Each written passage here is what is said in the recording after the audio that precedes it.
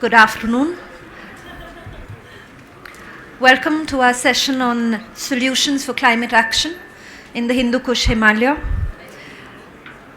We have a very exciting panel, and it's a privilege to host all of you at this session on International Mountain Day, so happy International Mountain Day, and also to host this session at COP25, where we are all here to basically raise ambitious climate action and deliver on that action now. So without further ado, I'd like to sort of set the context for our session. For those of you who've not been here for the previous two, we've been looking at the evidence and the political will to deliver ambitious action for the Hindu Kush Himalaya region. The Hindu Kush Himalaya region actually spans over 8 countries that share the mountains from Afghanistan, Pakistan, India, Nepal, Bhutan, China, Myanmar, and Bangladesh. It has 10 major Asian river systems, 240 million people who actually live in the mountain areas, and those who live downstream, it comes to about 2 billion people that the region provides ecosystem services to. So it's a very important region and provides ecosystem services to a large number of people. In terms of when we are talking about climate action, for whom are we taking climate action? Whose resilience do we want to contribute to? Just sort of, if you're looking at it at a household level in the Hindu Kush Himalaya, households in the mountain region are more poor than those in the plains. Whether that's sort of income poverty, food insecurity, energy poverty, this region does have quite a high degree of poverty. And when you're looking at it at another level, if you're looking at it at an entrepreneur level, this is also a region which has some great enterprises and great value chains to offer, some mountain niche products. So whether you're talking about tourism or yak or blue cheese, which is very popular in the region just now, we've got sort of an exciting scale of mountain value chains emerging from the region. And when it comes to the private sector, which is something everybody's always talking about, the role of the private sector in climate action, 95% of the private sector in the mountain areas is made up of micro and small enterprises. They do have quite a large sort of financial capital. They do own financial capital themselves. So almost you can say 6.7 billion is owned by the cooperative sector in Nepal. And a large part of the ownership of these small enterprises is local, and very often it is women owned as well. But the enterprises in our region are also highly exposed to climate change. That's because they do primarily rely on the primary sector. Their sort of value chains are not very sustainable because of a high dependence of traditional and fossil intensive fuel. And they also do have a very low adaptive capacity. So just to put it in context, when you're talking about solutions, it is at a household level, it is at an enterprise level, it is at an institutional level that climate action is being driven by and driven for. When we're talking about vulnerability in this region, I'm just going to show 2 things. And having said that a large number of people do rely on ecosystem services, we have about 60 to 85% of the population that relies on biodiversity. And as we know, we are in sort of another mass extinction, which is no different for our region as well. We have lost 70 to 80% of original habitat in this region, and that is quite alarming. And the slides that you've all seen, or that the conference that we are here for, climate change and the need for climate action, a 1.5 degree world is too hot for us. So if you look at the bottom, a 1.5 degree world because of altitude dependent warming does look like more than 2 degrees for us. But what's more alarming is that under current emission scenarios, we are heading for a 5 degree world in this region. And that would lead to a loss of our glacial volume, and you can all imagine the impact of floods and droughts in this region would be quite catastrophic. So that's what this session is focusing on, the need for speed and scale of climate action. And just a sort of overview of some of the climate action that we see emerging in this region. You have some sort of more conventional but important areas of climate action, which you will be seeing reflected in your NDCs and climate policy as well, whether that's an investment in renewable energy or nature-based solutions, capacity building, policy development. This region has been doing quite a lot in these areas. But we are also now looking at a lot of new things when it comes to climate action. And one of the things that in ICIMOD we are focusing on is work with startups and sort of innovation ecosystems. And that's just recognizing that we've been trying for quite a long time to deal with this emergency. But maybe we need to think of new ways of doing that. So that's why there's a big focus on innovation, and we are focusing quite a lot on collective enterprises. Again, the reason for that is that we know there are lots of successful examples in the region, but they haven't been, they're not delivered at volume. So we're looking at how better to aggregate what works and really push that over. So that's an overview of this region. And with that, I'd like to call our first two speakers. We've got Madam Tenzin Wangmo. She's the head of the Climate Change Division with the National Environment Commission of Bhutan, and is also the co-chair of the LDC group here at the negotiations, and is leading the charge on climate ambition. And Michal, I'd like to invite you as well. Michal is a policy fellow at the Grantham Research Institute on Climate Change and Environment with the London School of Economics. So Madam Tenzin, I think you'll need to come here to respond. But the two things I think that we want to know from you is, the first one is, what are your priorities for ambitious climate action at COP25? And second, when we are talking about action at the local level, at the national level, how can we reflect that action in the NDCs or going forward in 2020?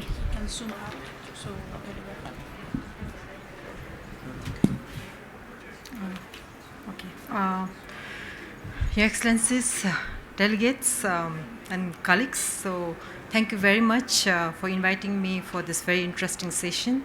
And also I would like to join Nanki for wishing the International Mountain Day. So happy International Mountain Day. As Nanki mentioned, what I would like to highlight here is two things. What is that we are pushing under the UNFCCC process, especially when we talk about ambition, and also probably rationalize why we need to push this ambition. So as Nanki already highlighted and given a lot of incidents, so why we need to scale up our ambition to take actions. For us, are mountain people. We all live in the mountain. We come from the mountain.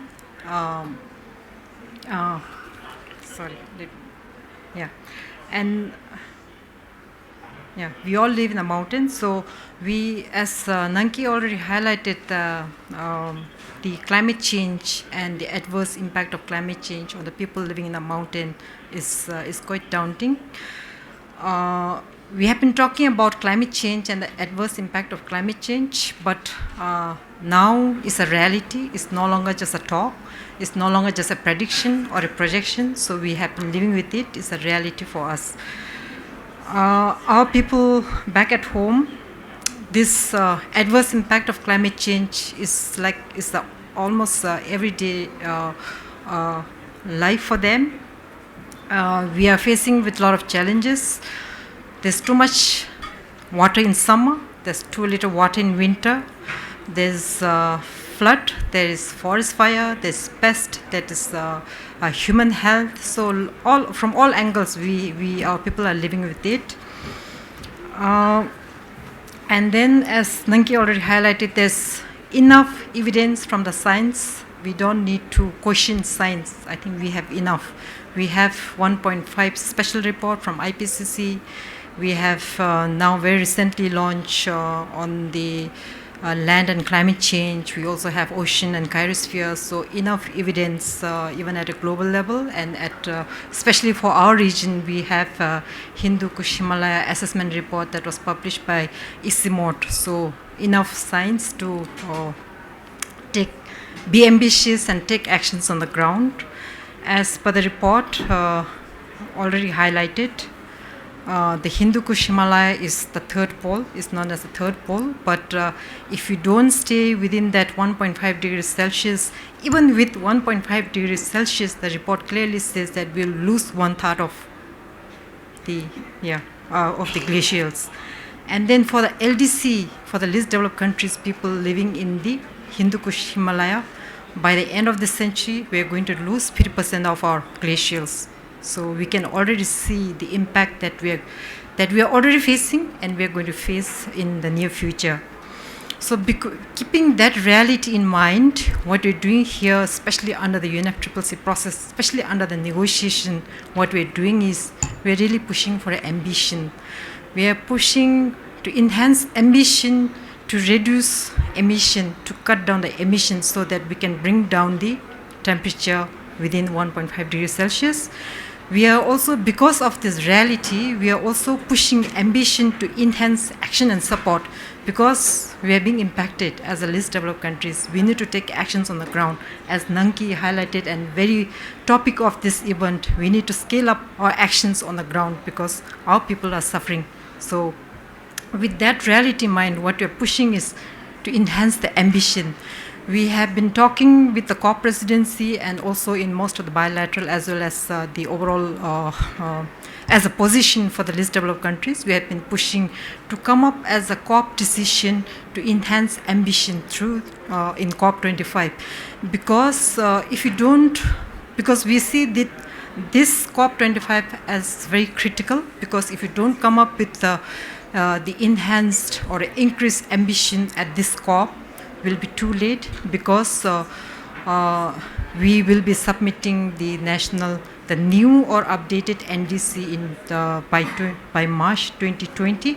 So by then it's too late. So we are really pushing hard to get a decision through the COP so that our party members can enhance their NDC. So this is something that we're really pushing for. Because we feel that we need to push this at this COP, because as per the Paris Agreement, we will be locking the 5-year cycle of that NDC, because as per the Paris Agreement, we need to prepare the NDC for the next 5 years. The common time frame again is still under discussion, because for the LDC, we are really pushing to have that 5-year time frame for NDC, but the other, especially from the north, they are pushing for 10 years. But as a landing zone, we have been telling them that we'll fix for 5 years, but we can also have the indicative plan for 10 years plus 5 plus 5. So this is something that we have been pushing for, because if you lock for 10 years, we feel that is too long. But 5 years we feel very appropriate, because especially our part of the world, we also have this 5-year planning cycle. It matches very well with the 5-year planning cycle, and then 5-year planning again gives enough time to actually implement on the ground. So this is something that we are pushing for, and this is where we are. Not only through this process, through the negotiation process, we have been also pushing, not just us, but there are a lot of other progressive countries who think that we need to increase the ambitions. You already know there's a high ambition coalition. So even outside the process of the negotiation, there are a lot of events that is being organized to really push and pressure our fellow global community to increase their ambition. So probably with this, I'll leave it here, and then if there are any questions, I'm happy to answer. Thank you. Thank you, Madam Tansin, and for taking the time to be with us. Michal, with that, I'd like to call you up here, and you've been doing some great work at the LSE looking at what the policy landscape looks like for adaptation. And no, the thing has got stuck. I can start talking without slides while Nankia does this. Is that okay? Yeah, great, not to waste our precious time. For about 10 years now, we have been working at the Grantham Research Institute on documenting what 200 national governments are doing on climate change, adaptation, and mitigation. Madam Tenzin was talking very wisely about the need to increase ambition for the NDCs. But all of us in this room know that having an NDC, which is a letter that you send to the UN, is far from being enough. Until you have translated it into your national laws and policies, until you've allocated the budget to actually implement it, until you've liaised with your subnational and your local governments about it, and until you've taken the steps to ensure that international finance is able to flow inside, and until you've taken the steps to ensure that your regulatory environment allows for private sector investment, you have done nothing. NDCs are a great signal of where we should be going, but everything needs to be first and foremost in national policies. This doesn't say, of course, that national policies are enough. We need the private sector engagement, we need civil society engagement, but we also know that these often find it very difficult to operate in an environment that has no certainty and no financial frameworks to incorporate all the support. All right, we're still operating with no slides. That's okay. Oh, they are there. Oh, that's wonderful. I can't see them on my screen. The down arrow, it'll advance them. There you go. Excellent. So one of the things that we are doing is, first of all, creating a knowledge base to allow us to understand where we are. So climatelaws.org, you can find all the national laws and policies from all the countries. It's free and it's accessible to everyone. We've been tracking, again, for about 10 years what countries are doing. And it's very difficult to do that for adaptation. It's difficult enough to do it for mitigation, but for adaptation, which is a very messy and intersectoral and inter-issue concept, this is very difficult to measure, and we're still going for it. Building a school or building a hospital is adaptation. Educating children is adaptation, all of these things. But with adaptation policies, we look primarily at those that are adaptation explicit and adaptation focused. So if we look at 200 countries, we see that laws passed by legislative branches and policies, action plans, and so on passed by governments, there's quite a lot of action going on in national countries. And if we look at the Hindu Kush Himalayas, we can see over 60 documents addressing these quite explicitly. Why do we want to look at what we're doing? Why is it important to keep track of these policies? First of all, we want to provide everyone in the region an opportunity, not only in the region, in the world, an opportunity to learn from best practices, and dare I say, from not so great practices, or even from worst practices.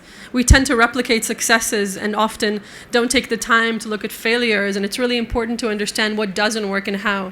So knowing who has tried certain things and certain approaches is very important in our way to understanding what works and what doesn't. I'll anticipate the question of, do we tell you if the policies work or not? No, we don't.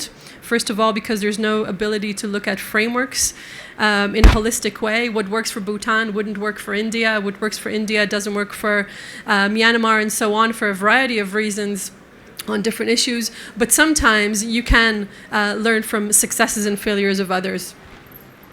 Secondly, we want to understand what areas are still missing. So an absence of policy on a topic or an absence of addressing the subject raises a flag of saying we need to look at this more carefully.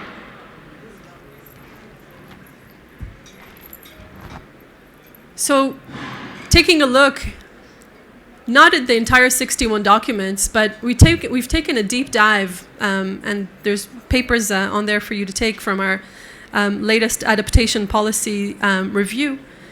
I've just taken a look, after being asked to speak on this panel, at the framework documents that the 8 countries of the region have passed in order to deal explicitly with adaptation. The framework documents are not the only documents, of course, but these are the ones who govern the approach to climate change adaptation. And you can see that almost every single country has one that is explicit and tries to address the subject holistically. Again, these are not the NDCs. These are not the anything that's in the international framework. These are not the NAPAs. These are not the LAPAs. These are the actual documents in the national policies. So, and I won't read them out loud. You can see them. Sometimes we miss things. So if you're aware of any policies that we have missed, please let me know, and I'm happy to add them on. And then we asked ourselves, what can we learn from these framework documents? If they provide a signal, what can we learn about what they offer? So we analyze them. Oh, and we also know that when a framework law is passed, often, and we know this from quantitative research that we have done, that multiple laws and policies are passed afterwards. So if you say planning needs to be taken in the area of adaptation, then you will see sectoral ministries starting to come up with their adaptation plans and action plans, and that drives action in the area and also allows for accountability between the line ministries. So we've looked at three things. We've looked at what hazards are explicitly addressed in those framework laws and policies. And then we asked, what functions do these frameworks try to address? And then we asked, what are the key concepts? For example, resilience, is the UNFCCC mentioned, are science-based approaches mentioned, and so on. I have to say, looking at these 8 countries, I was positively, well, not surprised, but I was positively impacted by how clear and explicit the reference to explicit hazards and local hazards was. Glacial melting, for example, which is one of the key risks to the area, was mentioned, I think, in almost all of the framework documents and is being addressed at the national level. Does that mean that it trickles down to actual policy making at the local level? That's a question that I leave to you. But other, both slow onset effects and extreme weather events are addressed quite explicitly, and that serves as a good framework to address these. I'll just be a minute, yeah. Looking at the key areas that are, the key functions that happen, we said, what do the frameworks do? Is it capacity building? Is it planning? Or are there actual money delivering devices on the ground? Are there zoning and planning regulations? And we found, of course, that in many of these frameworks, we mainly see the softer elements. We mainly see planning, institution building, capacity building, knowledge generation, and so on, and less of the harder or more concrete mechanisms. The fact that they don't exist in the frameworks doesn't mean they don't exist at all. Potentially, they float in other areas, in financial regulations, in building areas, in property laws, and so on. But mainstreaming them under the umbrella of adaptation or of climate resilience is very important for bringing those often under international finance mechanisms. And that's it. I'll pause here. Thank you very much. Looking forward to your questions and to your input and feedback. Thank you. Thank you, Michal, and thank you for doing that overnight. I'm going to open the floor for questions to both of them, and I'd also like to sort of start on that to sort of put something forward.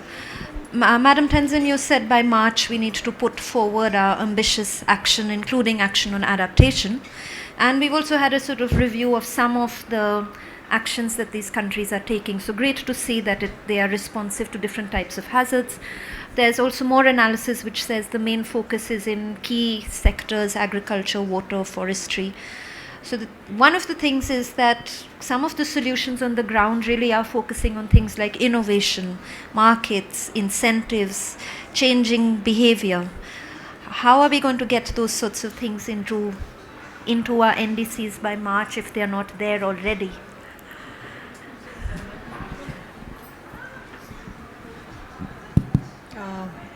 Thank you, Nanki, for asking this question.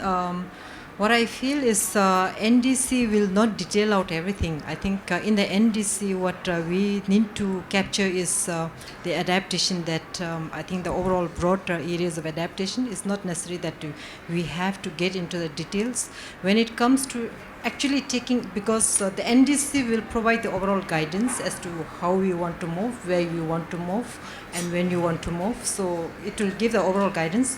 But when it comes to taking actions, I think it's left to the national countries as to how, because we can't put everything in the NDC. So that's Open for questions. Hi, do you want me to stand up? My name is Yuka Makino. I'm from FAO and also coordinator for the Mountain Partnership Secretariat. I'm very interested. I was attending the two previous sessions, and one of the key messages that came out of those sessions was we need a joint voice for the Hindu Kush Himalayan region, and that will make us stronger, because right now we're having individual voices from Nepal, from Bhutan, and we're drowned out by other voices. So what, in your idea, because you're a negotiator for Bhutan, how can we have this joint voice?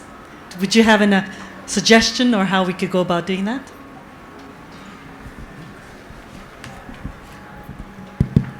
actually this is the idea that we have been looking for. Just now, both Nepal and Bhutan are LDC, so we have been negotiating as a least developed countries bloc. So we are a member of 47 countries. This is how we have been negotiating, because we have a similar situation. The needs are same, the requirements are same. So we have been negotiating as a LDC bloc. But the question that we have even for Bhutan is once we graduate from LDC, because Bhutan has already committed, not committed, but Bhutan has already will be graduating in 2023. So this is the area we have been actually looking for the mountain people to come together and negotiate as a mountain bloc. So this is the idea we have, but how part, this is something that we are also exploring, and then we would seek our experts' view as to how we could actually move forward. Yeah. We have been also, Mr. David is well aware that this is something that the idea that we have shared, if ICIMOD could work on, also provide your expertise as to how we could, especially on the how part. Yeah, thank you. Okay. So with that, I'm going to thank both of you. Thank you for joining us. And I'm going to invite the next set of speakers. First, may I invite Yes. So Santiago Alba Corral, Interim Director, Agriculture and Environment from the International Development Research Center. IDRC has invested a lot in evidence generation and sort of strengthening networks, and the minister from Pakistan actually sort of highlighted the role of data and data sharing. So thank you for joining us. I'd like to invite Gurbuz Gonal, the Director, Country Support and Partnerships from the International Renewable Energy Agency. Irina has been busy tweeting during the COP. So if everybody does switch to renewable energy, we'll be well on our way to remaining below 1.5 degrees. So I hope you're successful. Manohara Khadka, who's the country representative from Nepal, from the International Water Management Institute. And sort of one of the things that everybody has got behind is nature-based solutions. And she'll be sort of speaking more about these. And finally, Yixin Song from the Center of Agricultural Policy, the Chinese Academy of Science, also doing some very exciting work in a very large region, but focusing very much on the development of participatory solutions.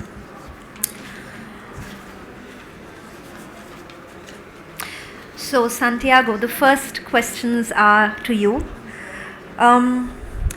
How does investment in evidence generation contribute to climate action? Do you want to come up here?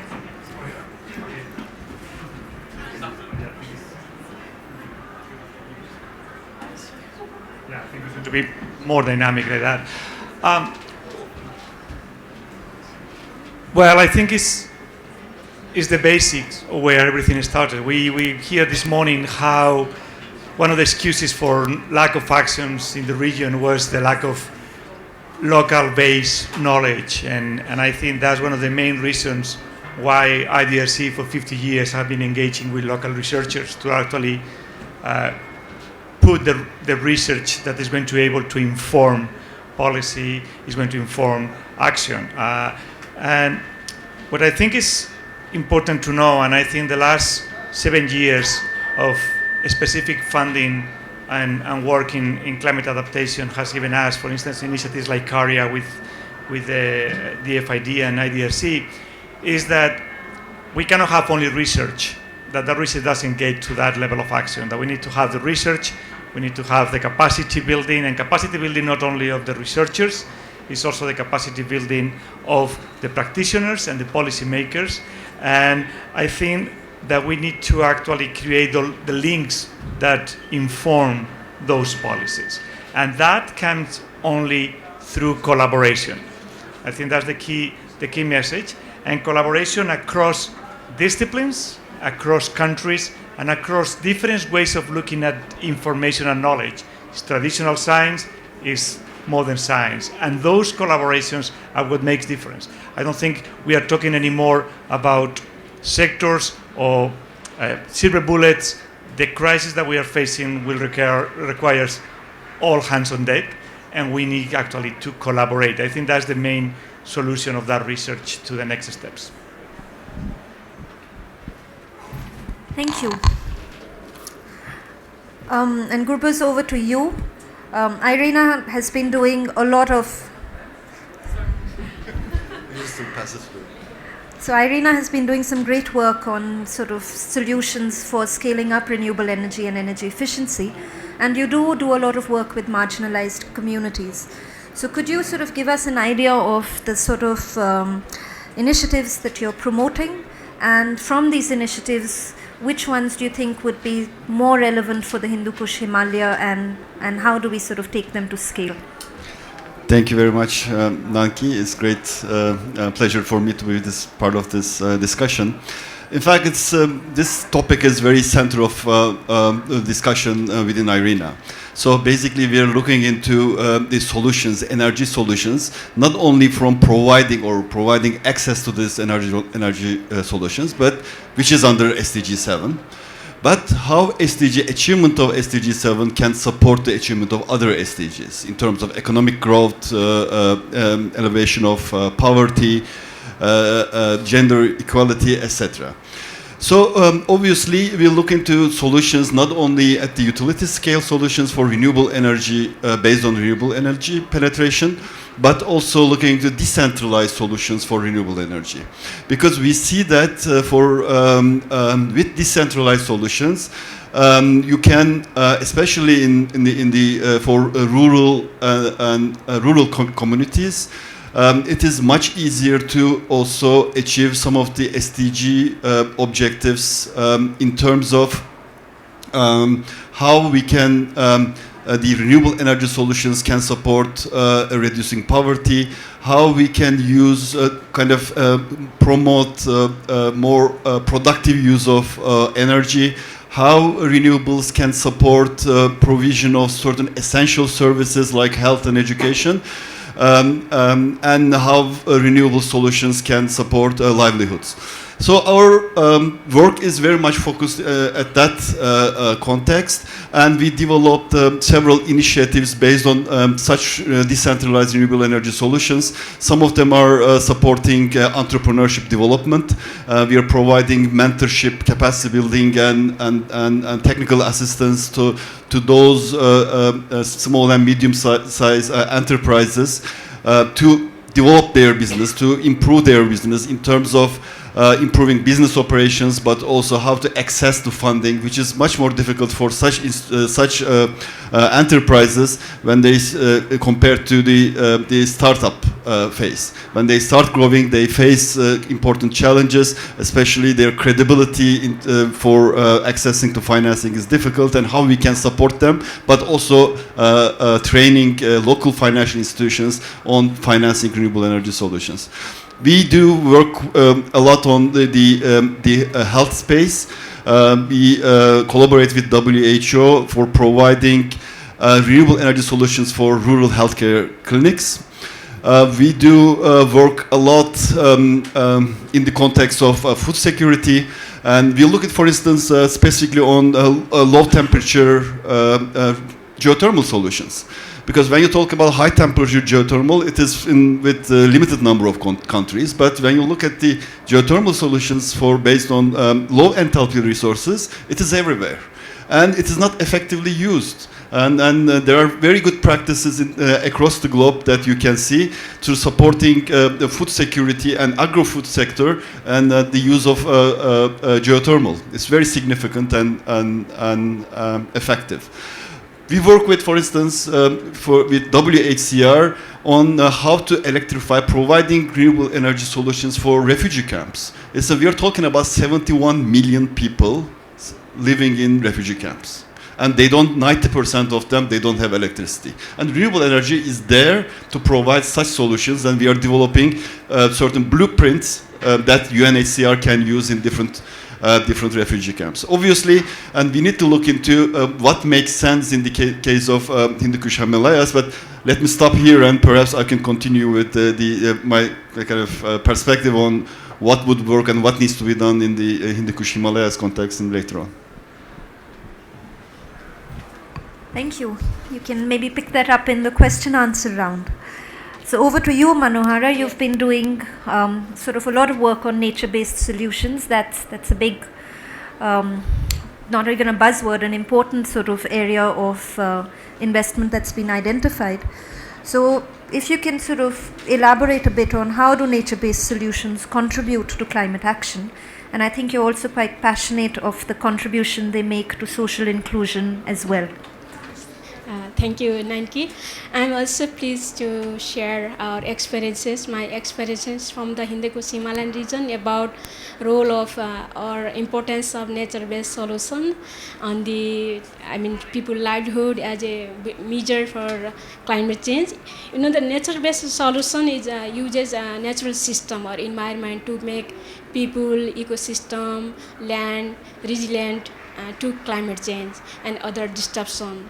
And it is very much like, for example, what are the example nature-based solutions which are practices by community includes agroforestry, soil and water conservation in watershed, and plantation of medicinal herbal plants for generating income, at the same time protecting land, soil erosion, and also the wetland conservation. Those land which are already drying off, but there are ways, natural way to restore the wetland. These are the example.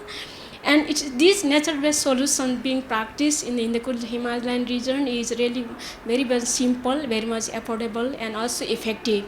According to Global Commission report, recent report, it shows that if we invest $1 and then net return would be tenfold. 10 times more if we really focus on adaptation, basically relying on nature-based solution. It means that nature-based solution really contribute to economic opportunity for people living in the very much highly climate vulnerable area, and also low income people with limited access to other opportunity.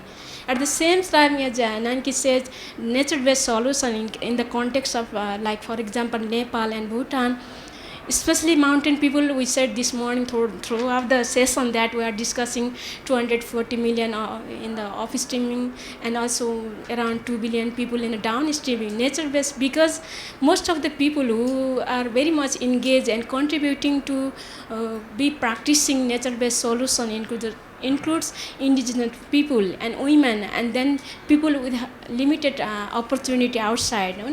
Young people are also very much engaged in such kind of solution in order to generate money or generate income through the small scale practices. It means that nature-based solution is really a good solution, not only to restore ecosystem and also not only to adapt to the climate change, but also creating opportunity, income opportunity, livelihood opportunity, and also social opportunity, in the sense that we have really the good knowledge of how Hindu Himalayan people have a great knowledge besides the scientific knowledge, and then culturally they are very much attached with the nature-based solution activity. It means that nature-based activity really provide space for engaging people living there, and also giving the message or solution that they are practicing to the global community.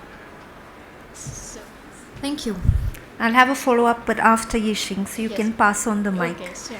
So, Yishing, over to you, sort of in a slightly similar field, looking at food and seed diversity. There's also a lot of understanding that we need more food diversity in our system, and that will contribute to resilience, and that's something that you're working on. So, how do traditional seed and food systems contribute to climate resilience? Thank you for ISMOD to invite me sitting in these sessions. And I would like to talk more about, we all know that mountains are in crisis. And, but mountains also play crucial roles in terms of water, in terms of ecosystems. The base of the ecosystem is the biodiversity. So biodiversity in the mountains areas, in the mountain community, are also in the degradation process very quickly.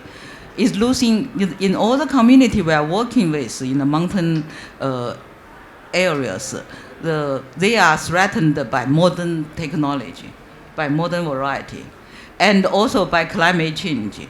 For example, a lot of remote communities, when they have a drought, spring drought, they are looking for resilient varieties. They couldn't get it. And most of their, before they rely on their pharmacy systems, but those systems are threatened and losing because of the climate change, because of the modern technology. So what we have done in the southeast range of Himalaya in Yunnan is that we started. This is some possibility to link the science with the community to enhance their seed systems, and which is the base for their food systems. So what we have done there is that we started about almost 20 years, supported by IDRC actually, for agrobiodiversity enhancement at the community levels through participant plant breeding, and recently we call it participant evolution plant breeding, and link them to gene bank and to the plant breeders. So plant breeders help them, and then also link them for more appropriate germplasm access to the gene bank germplasms. So it works in the communities in Yunnan, in Guangxi, in the southwest part of China. And we're trying to link them, and we also expanded to other areas in China. And based on that, we established a pharmacy network. This is our brochures on that. Pharmacy network in China.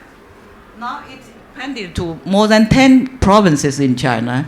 And this really growing need by communities on that. Because of climate change, they're looking for new varieties, new germplasms, and the scientific or public science gene bank can help them on that. So if we can make the linkage on that, it's really help them, especially for mountain communities. They looking for more resilient, more options, because there's more changes.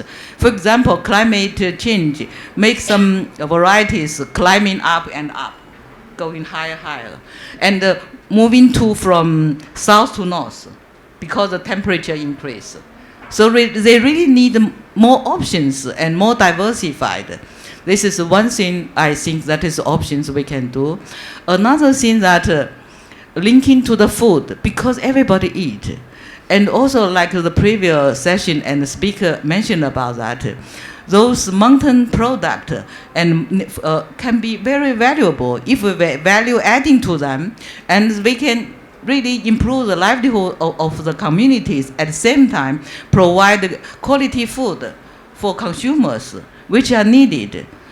For this part, we're trying to link to the market. For example, in China, in the South Coast provinces, a lot of CSA, community support, community agriculture support centers come out. Those CSAs are growing very, very fast in China. And most of those CSA producers, they are young farmers. We call them new farmers. They are young people. They are like rural kids, graduate from university. They started CSA. So CSA in China growing the most faster in the last few years in China. So pharmacy network linking to the CSA network in China, growing very fast in China.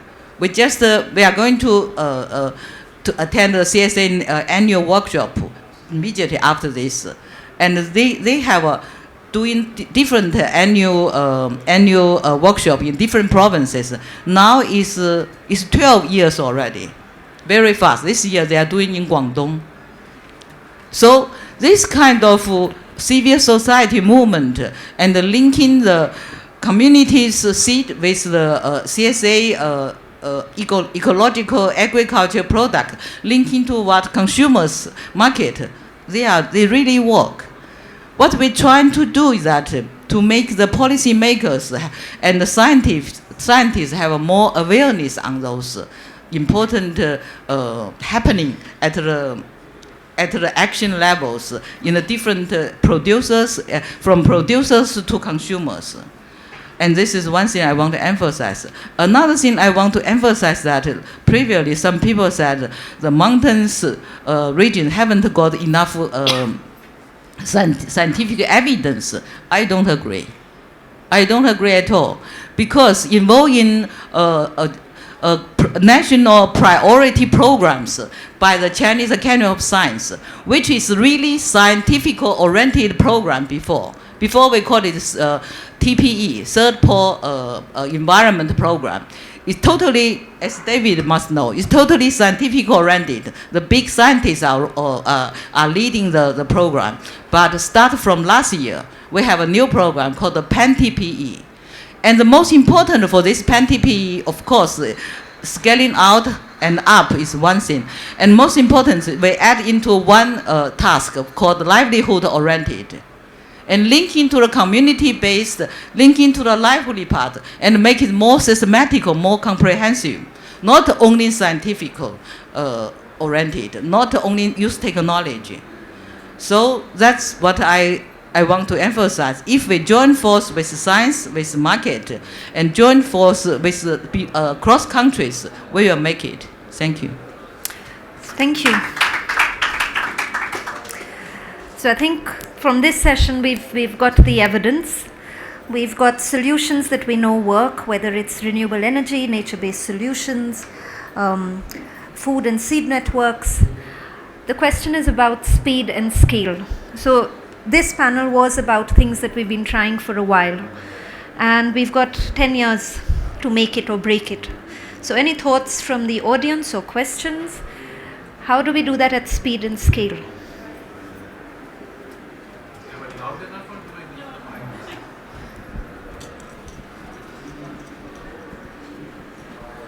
So I have a question. Thank you very much for your comments, and I have a question for the colleague from Arena that we. Okay, so we have been reading your reports and everything, and we know that renewable energy is becoming cheaper than the traditional energy like fossil fuel and everything, and it comes with various benefits. You talk about co-benefits. You talk about like import bills, and you talk about like the transfer of the transfer of electricity from one point to another. So but what is hindering the countries to adopt to this new technology. So what are the factors which are stopping the countries from shifting or making transformation from fossil fuels to renewable energy? So it seems that the pace at which we require the renewables to kick in is not happening. So it would be nice if you can comment on that. Thank you. Anybody else?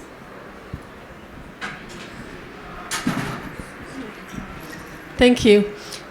We talk a lot about communicating between different types of actors. And I want to ask you, what do you think are the most effective mechanisms to do so? Do we have information flowing from the bottom up? Do we have information flowing from the top down? And what are the best ways to improve those flows?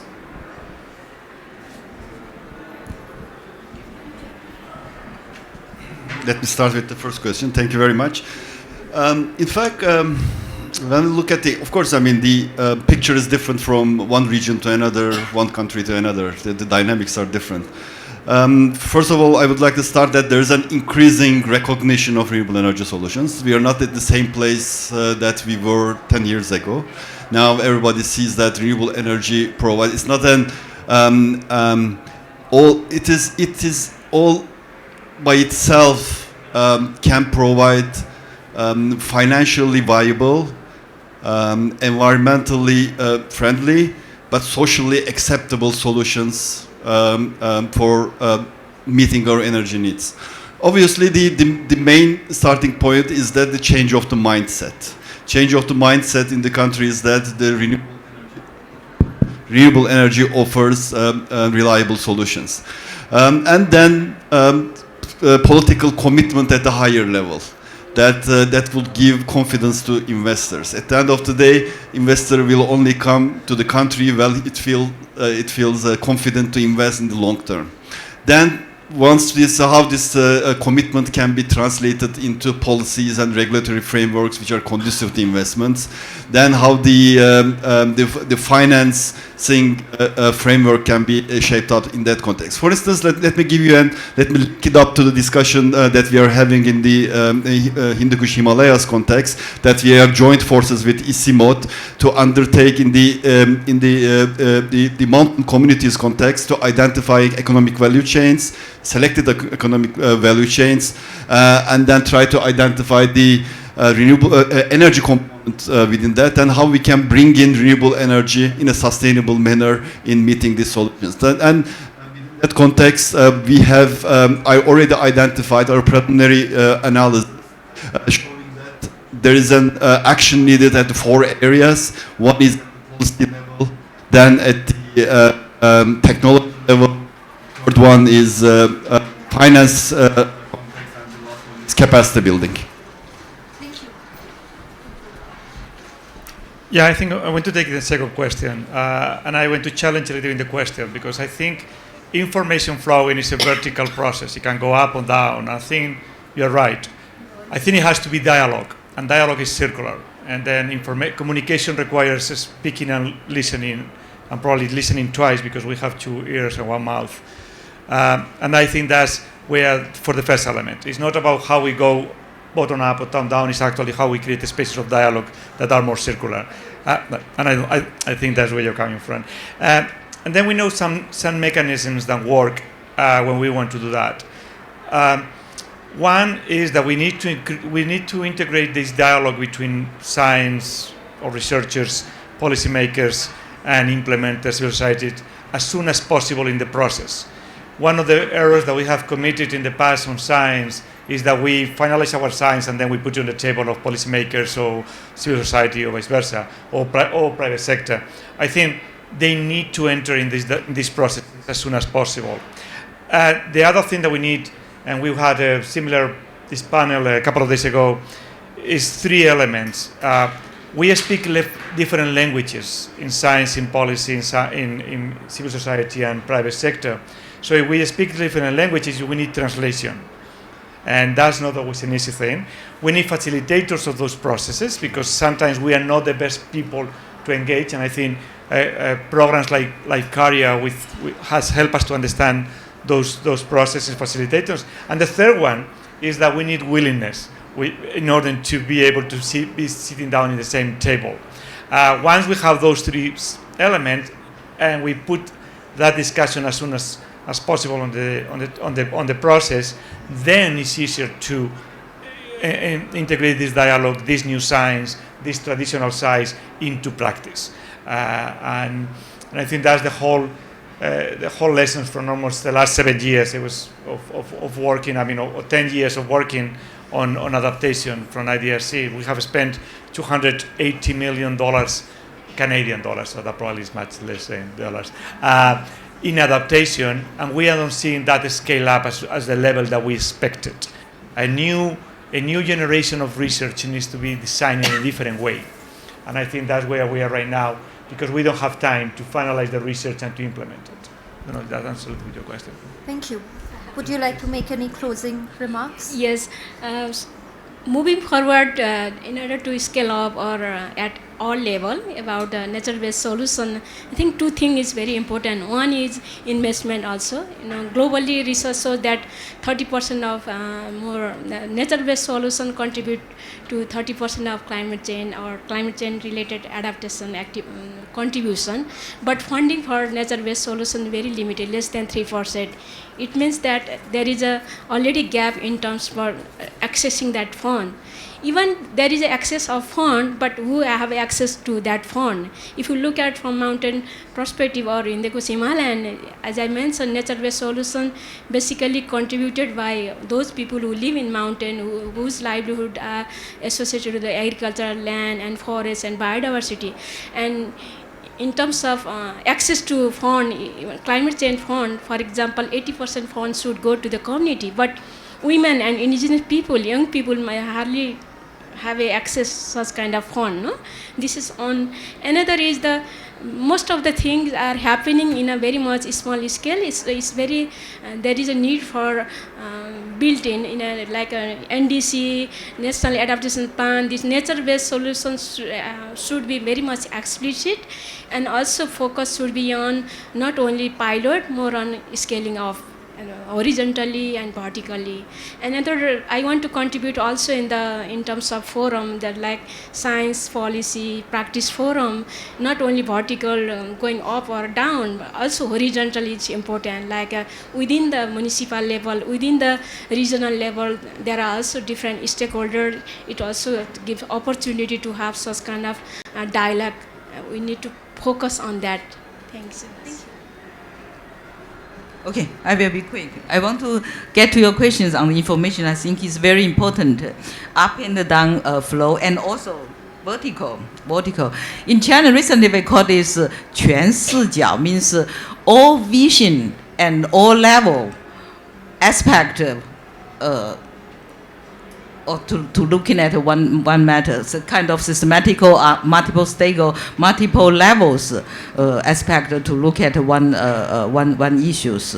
So this should be the attitude. Another thing, I think that what you mentioned about the collaboration, which is quite important, and participation are very important, but policy support, recognition are very crucial. Otherwise, no willingness, no incentives. For example, our breeders, our scientists, they really want to working together, but it's not recognized in their work. It's not supportive. How? So policy support are very crucial for the kind of actions which are worked. Thank you. Thank you. And thank you to the panel for your comments and your reflections. And we're concluding this panel now. So with that.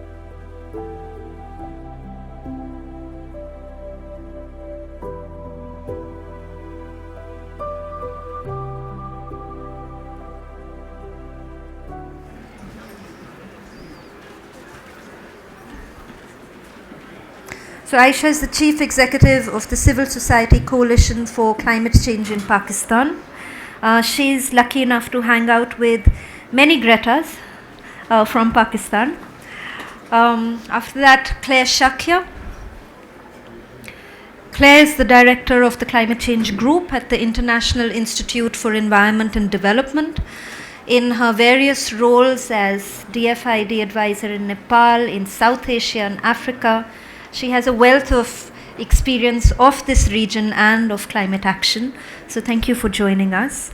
And finally, Fahad Saeed, who's the regional climate scientist at Climate Analytics, and is one other connect here with a hot topic in the negotiations on loss and damage. So in this panel we have a sort of mix of bottom-up local solutions, the need for local action, financing that action, and then a bit of a reality check on how far we are going to get with the level of exposure that we are looking at in this region. So Aisha, I'm going to start with you first. With your work with local networks, how can local networks contribute to climate action? And I think the question you asked your minister in the last session, what needs to be done to strengthen these local networks?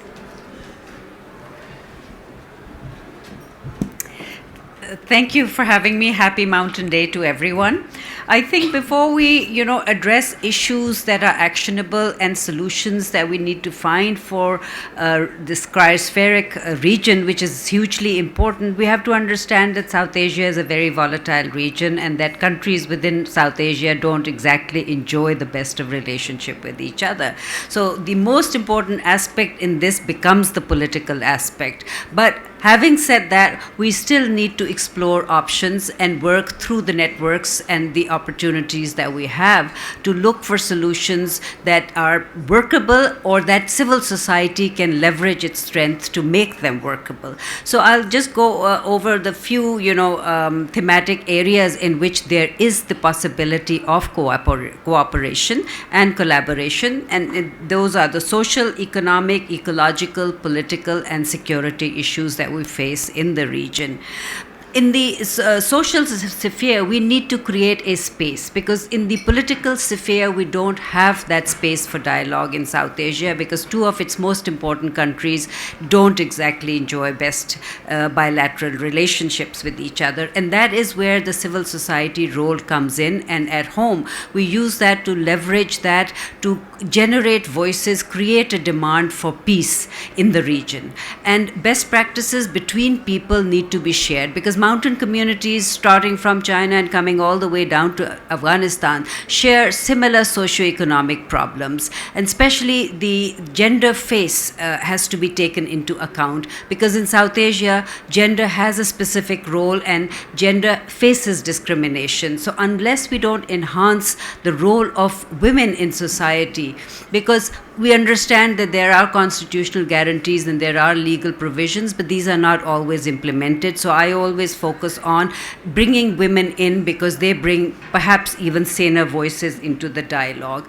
I was a few months back at Isimod in Nepal, and I attended the first science and society dialogue over there. I think this needs to be replicated, because our minister mentioned SARC, but SARC, since its inception, has never produced a successful result. It's not the last 2 years. There has never been the kind of output from SARC that was expected. I see Isimod kind of finding that role and acceptance in the region more than SARC, and the science society and science policy dialogues should be conducted with greater frequency, because they bring people together, people take that message back home, and it's people who influence decision makers.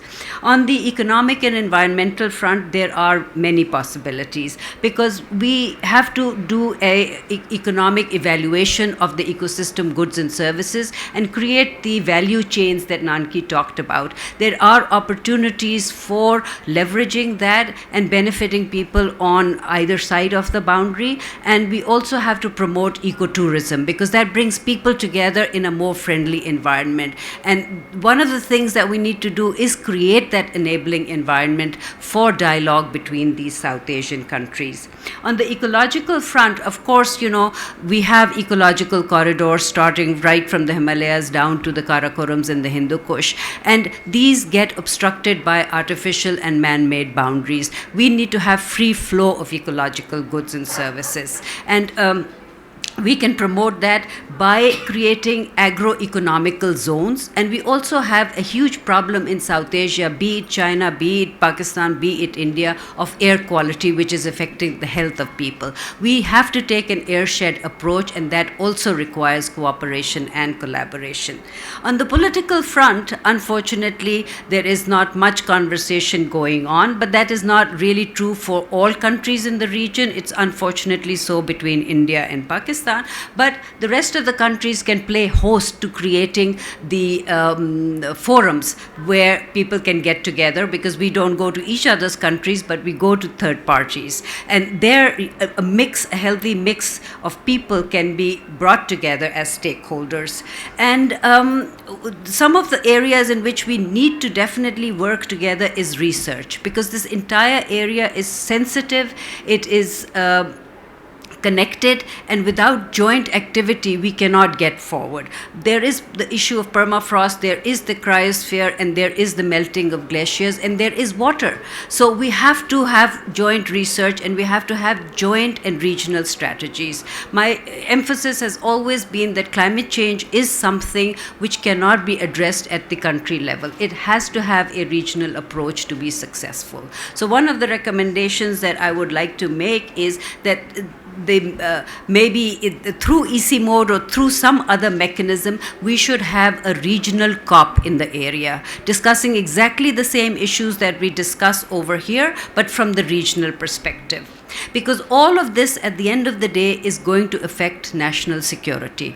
And we have just recently seen the report by the World Bank on the climate hotspots, which means massive migrations of people, movements, displacements within countries, cross-border. And if relationship between countries are adversarial, it is going to create a humanitarian crisis. We need to have a communication strategy that starts preparing people to think in more inclusive terms. And that can come from more people-to-people contact. So these are some of the things, and I agree with the previous speakers who have emphasized the need for dialogue, the need for talking to each other, and I think civil society platforms offer the best opportunity in the region to create that space for dialogue and create that demand for dialogue. Thank you. Thank you, Aisha. I said she's been hanging out with many Gretas, but maybe you are our Greta. Claire, with that, I'm going to invite you up and sort of the work that you've been doing on finance. We've heard a lot about solutions and the need for social solutions and networks. How do we get money to where it matters?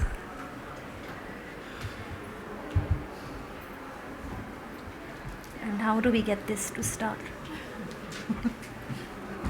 Which one is it? Oh, yeah.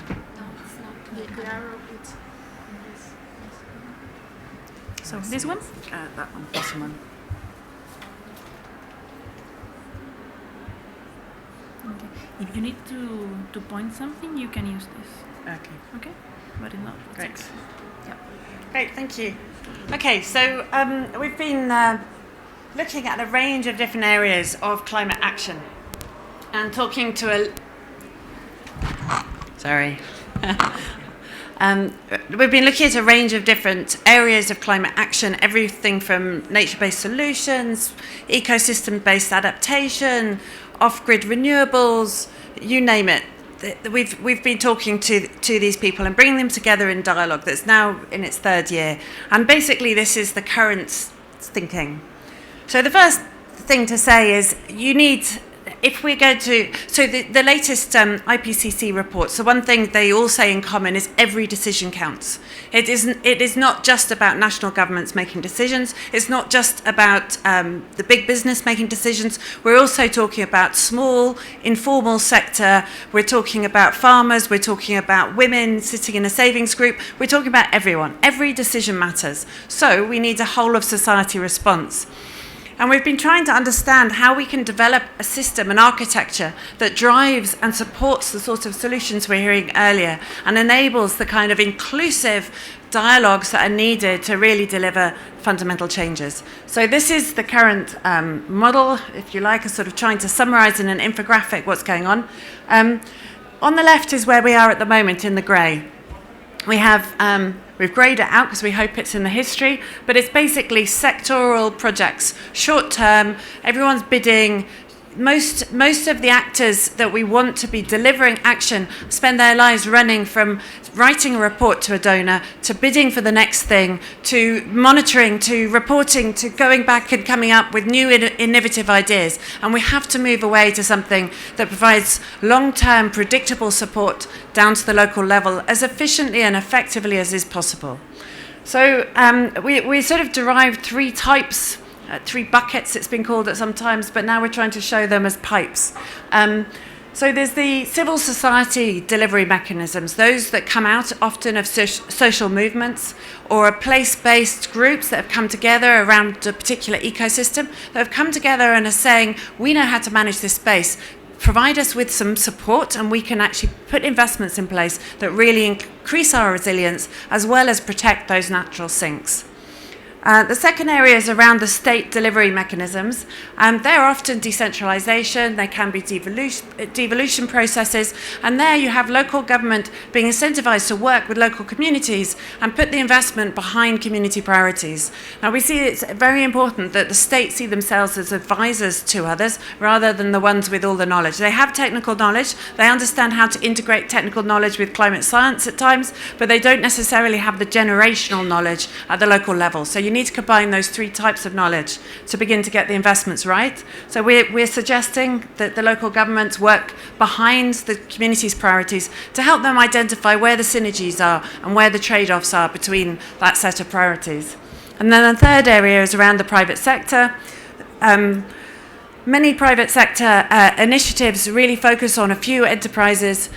We'd say that actually every farmer, every fisher person is actually a small enterprise. 90% of enterprises in the developing world are in the informal sector. How do we support them? So we're coming up with ideas around, we're recognizing the many people already working on organizing small enterprise into producer groups, into cooperatives, and supporting them with climate information, business advice, as well as small loans to help them grow. So that was the sort of theory, as I say, that we've been working on.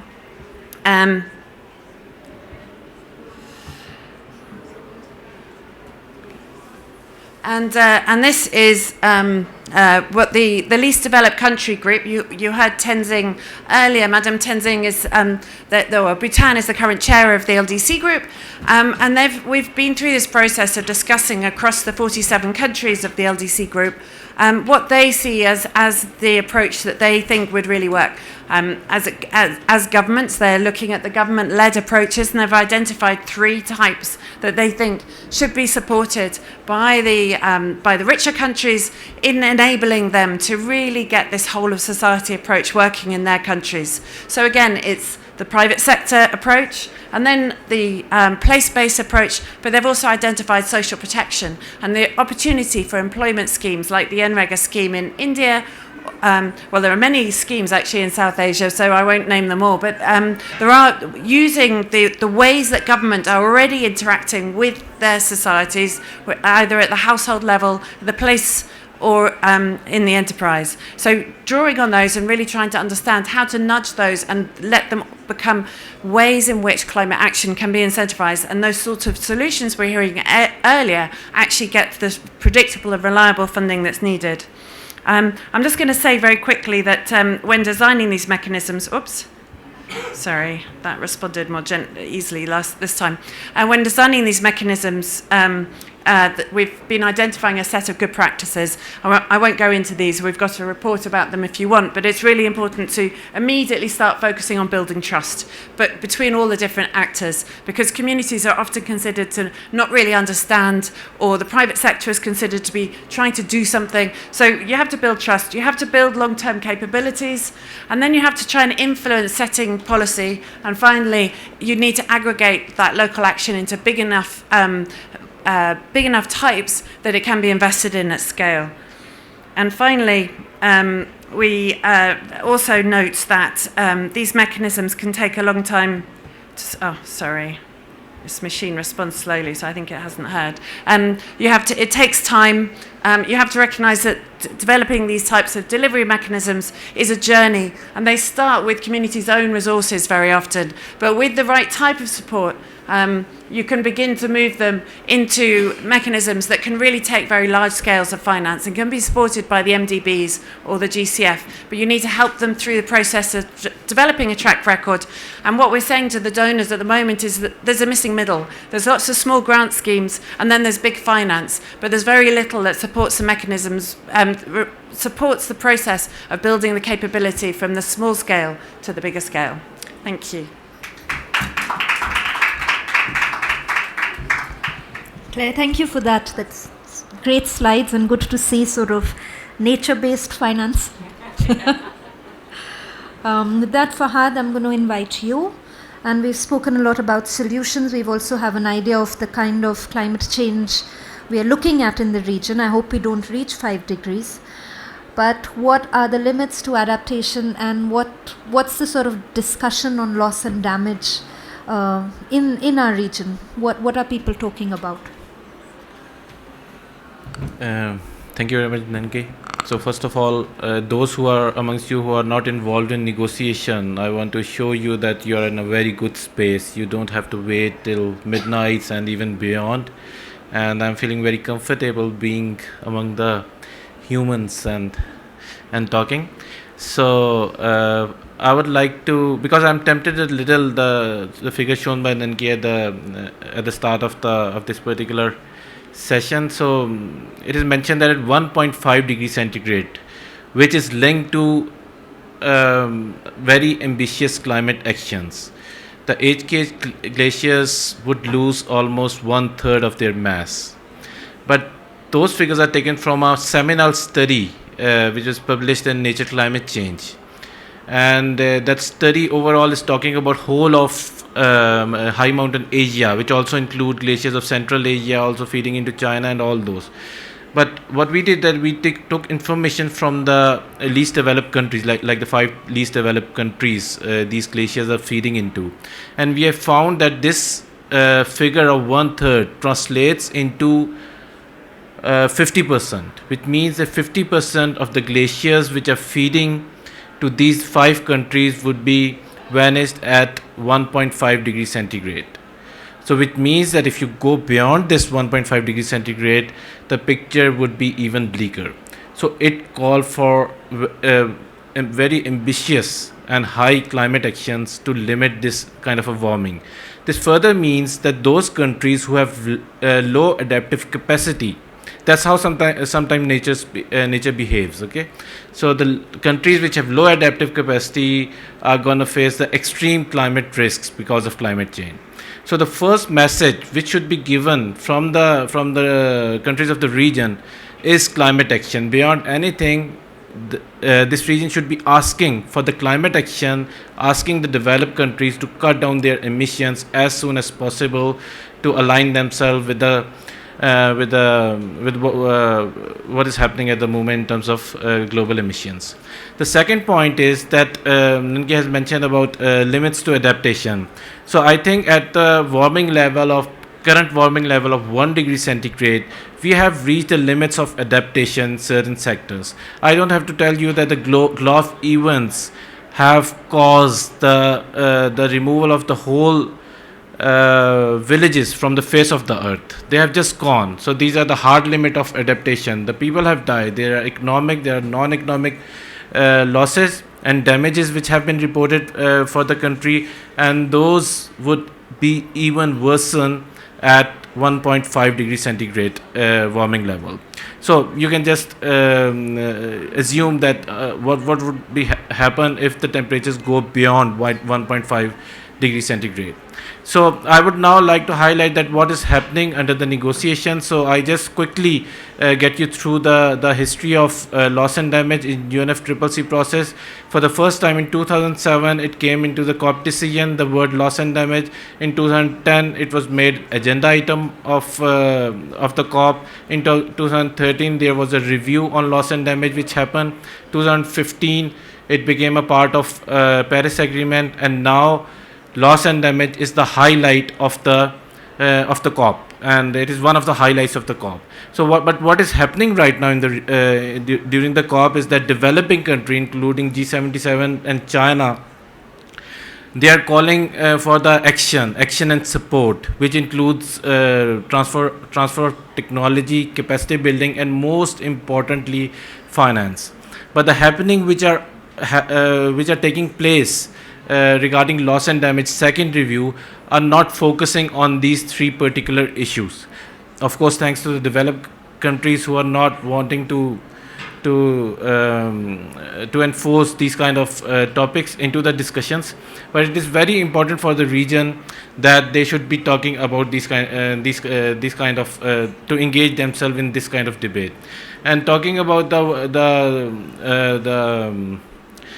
what I can suggest for this region to the measures which they can take is to include that, to talk more among themselves about the data and knowledge sharing.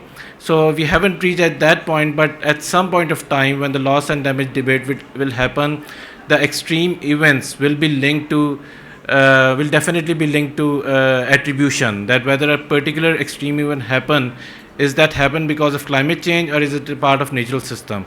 And in order to do these kind of studies, you would need high and extensive computation resources, so which are beyond the scope of some of the developing countries of the region. So these regions should be talking to each other to make a platform in order to address these kind of challenges when it comes to loss and damage, as well as which is very closely linked to limits to adaptation. Lastly, I would like to emphasize that they can also take some leaves out of the other countries which have already taken some steps towards addressing this issue. So I would, in the end, I would just like to give you the example of Saint Lucia, that they have included a chapter in their NAP about limits to adaptation, which also talks more about loss and damage. So in addition to building a kind of a consortium, which we have already heard of the mountainous countries, something also can be traced back to the countries who have already taken steps towards it. So since when moderator is standing, it means that you have to stop, so I'm stopping right now. Thank you very much. Moderator standing there. Thank you. Bridge, can I invite you to please close our session and thank our panelists?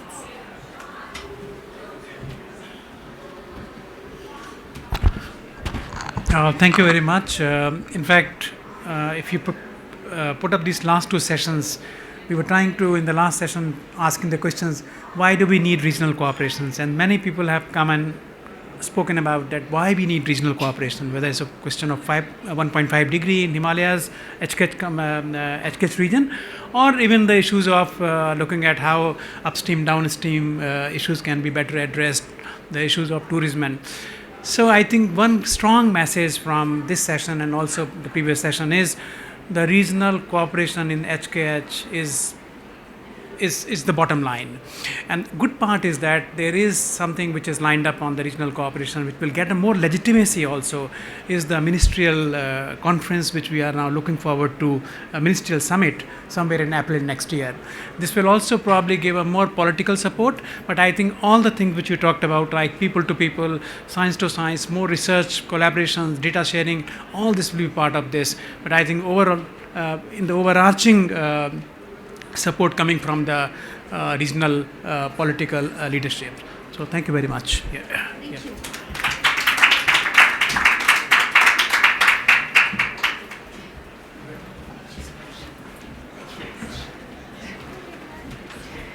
Thank you also very much, and congratulations to ICIMOD for all these fantastic events we had today. I think we all really enjoyed the talks and the experiences, so thank you very much for that. So we're going to take a couple of minutes before starting the next side event that was due to start at 4 p.m. So those of you who are online, apologies, we're a bit delayed.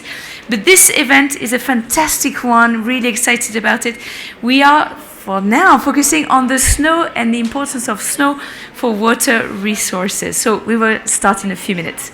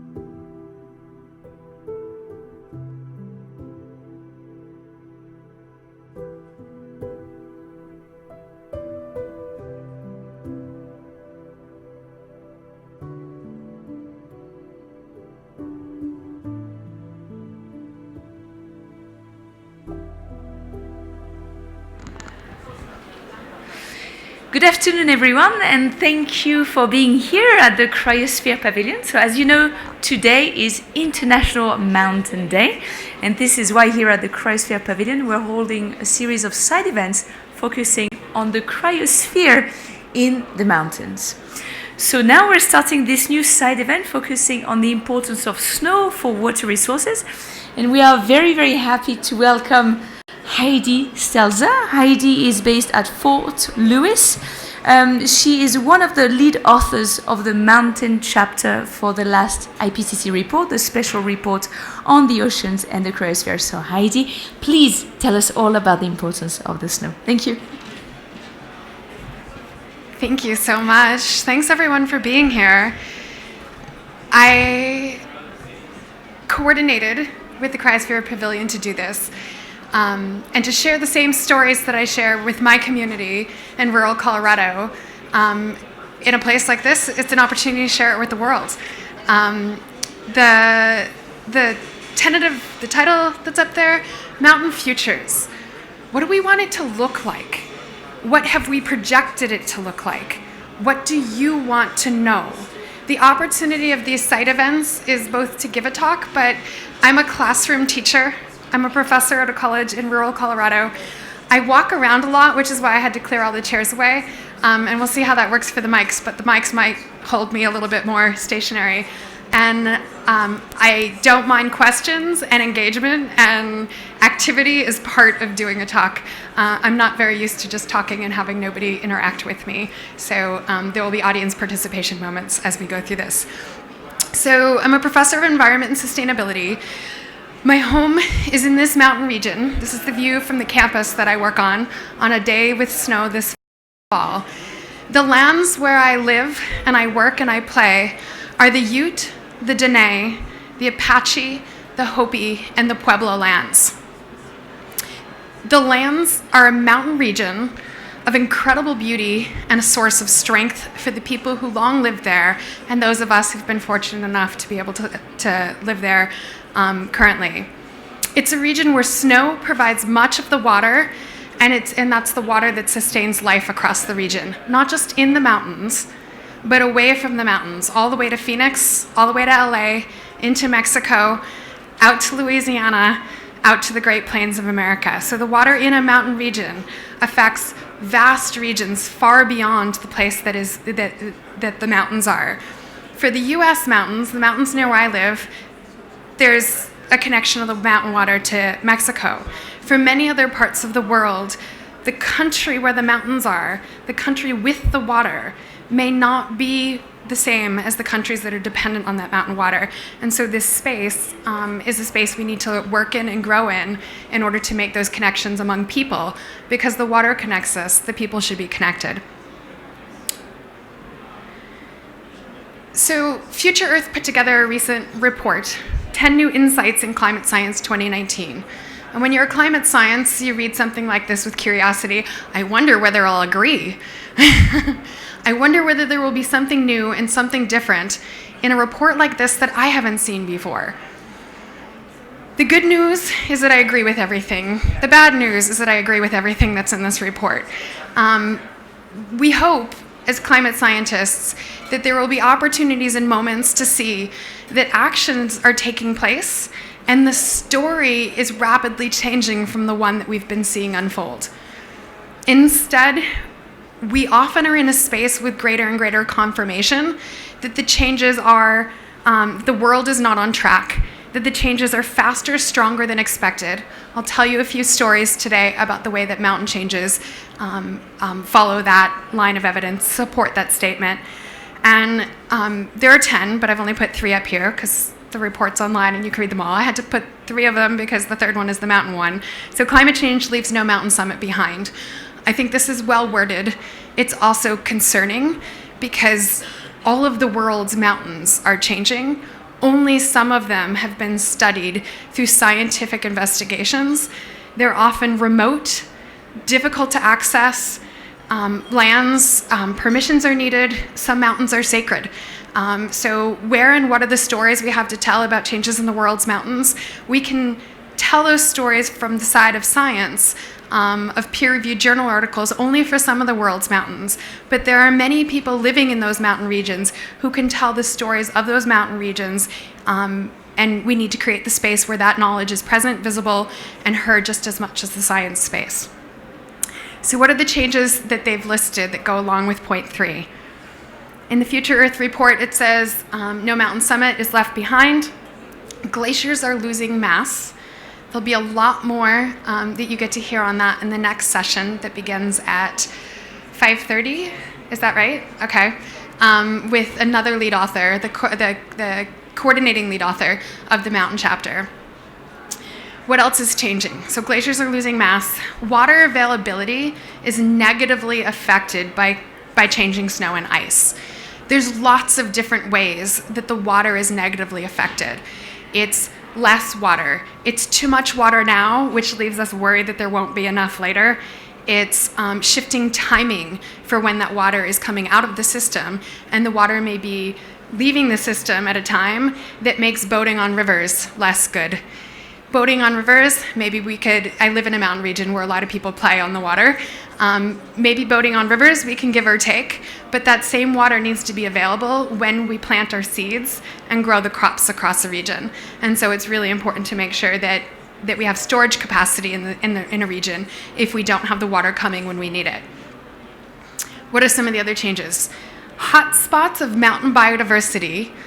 And we're talking about the hot places in mountains. Mountains as a whole are a hot spot of global diversity. So the hot spots in mountains are getting smaller. As we change the climate system, we don't have as many places that animals and plants can tuck themselves away in that have the climate that they need to sustain themselves.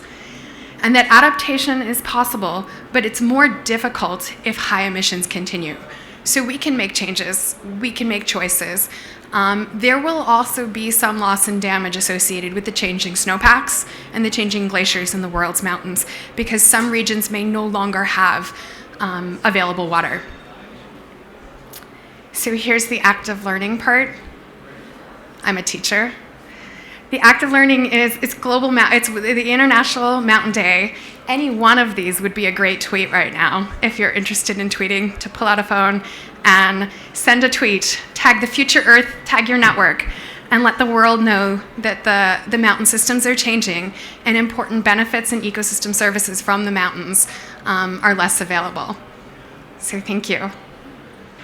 We'll find more ways for everyone to play along.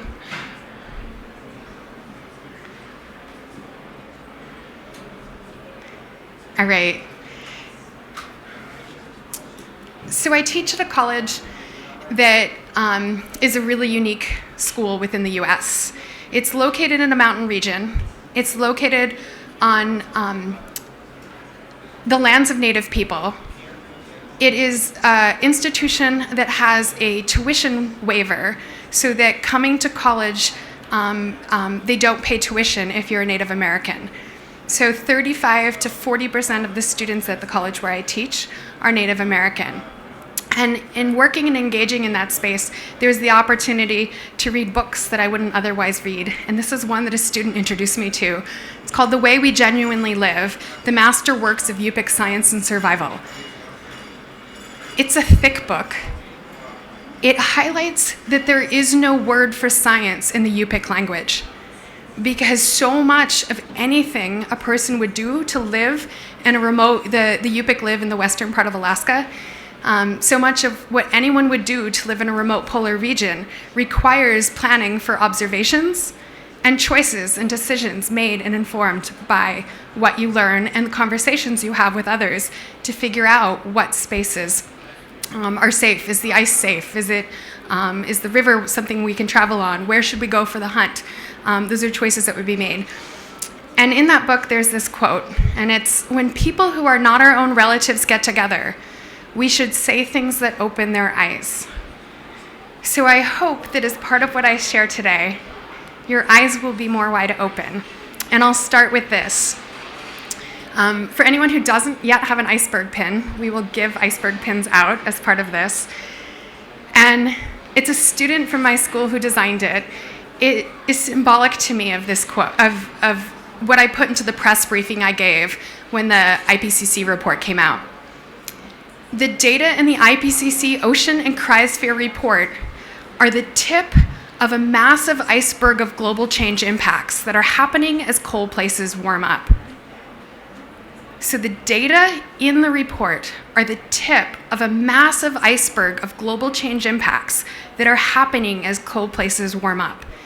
We know that immense changes are taking place on our planet due to the changing climate. There are many changes in mountain systems beyond what we can see or what has been measured. So if we look at the tip of the iceberg and we have cause for concern, we need to know there's a whole lot more that is changing, and we don't often have the time or the capacity to get to and document all those changes. So this is my happy place. I'm by myself. I've hiked about an hour in. I'm at 11,500 feet looking over across the land in the Elk Mountains, early October, mid-October this year, and there's more snow than I expected, and that's also part of why it was my happy place. My name is Heidi. My parents didn't know that I would study mountains when they named me that, and we've been having a lot of fun here in the Cryosphere Pavilion with there being a Heidi Snow and a Heidi Glaciers, and both of us study the mountains, and what are the chances that that would happen? I've been studying the mountains for 25 years. When I say that, people look at me and they think, how could that be? I was 22 when I decided to start my PhD, and I may or may not look like I'm 47, depending on people's perspectives. The changes that I've seen, and almost this whole time I've been working in Colorado. So I work in other regions too. I work in Alaska, I work in Greenland. I've started to work in China. And I'm telling you the places that I know best because when I worked on the IPCC report, it helped me to know some places really well. Some places where I live, I see all the seasons, not just the seasons when I do the sampling. And that highlights that it's really important as a scientist to engage with the communities if you're going to a community and you don't live there, because it's the opportunity to know what the other times of the year and the years in the past look like, and helps to understand what you might want to see and measure and characterize about that year that's different. There are changes in the Colorado Rockies that I did not expect to see during my lifetime. I'll tell you about some of those changes as part of the talk today. Those changes are a cause for concern for me. It's part of the support for that second statement, that the changes are happening faster and more rapidly than we expected them to happen. So one of the key things that I do is I characterize the timing of when plants grow and flower. A lot of people are doing that. A lot of people who do that are doing that to understand, are plants growing for more? Are plants growing earlier? Is spring earlier? Are the flowers open when the pollinators are present? Can the plants produce viable seeds? Those are all pieces of it. I do these studies in the context of the Earth system. And so what we also do, in addition to figuring out when are the plants growing and how much are they growing, is we put up one of these over and over and over again across mountain meadows at this site that's 9,100 feet, and at the tops of mountains at 12,000, 13,000. Generally, we don't go up to 14,000 feet with these studies because there's a lot of heavy stuff that we have to carry to be able to do these measurements, and it becomes really impractical. Across that 3,000, so what do these tents do? These tents are a way that we can put a box over an ecosystem and we can measure how much water is moving to the sky. We want to know how much water is moving to the sky because any of the water that's moving to the sky is not moving down into the ground, won't be present for long-term use for the plants, and won't sustain river flows and recharge groundwater. If the plants are growing earlier, are they using more water? Are they using less water? Are they using more water at a time of year when we also need to have more water available for agricultural systems, energy systems, and drinking water downstream? So these are the kind of questions that I study and why I try to figure out what time the plants are growing. These are my field staff, Chelsea and Amanda. They're amazing. And they're at the American Geophysical Union this week, which happens to coincide with the COP. So they're presenting our research there while I'm here sharing the story of what we do. So we figure out what time plants are growing, and we figure it out across a huge elevation range. And we do that in the context of doing experiments to understand if we push snow around and we have the snow melt earlier, do the plants grow earlier and use more water? Across a 3,000-foot elevation range, that's 1,000 meters. And I will go back and forth between the imperial system and the metric system as part of presenting, just to make sure that for hiking, the units that I'm most familiar with are the imperial system. For science, it's the metric system. And so it's kind of strange to live in both spaces. So across that 1,000 meter in elevation, the plants should start growing and flowering 1 month later at the top of that mountain than in the valley where those two women are. The change that we've observed in our data is that that window of time in which there's staggered growth across mountain elevations is shrinking and getting smaller.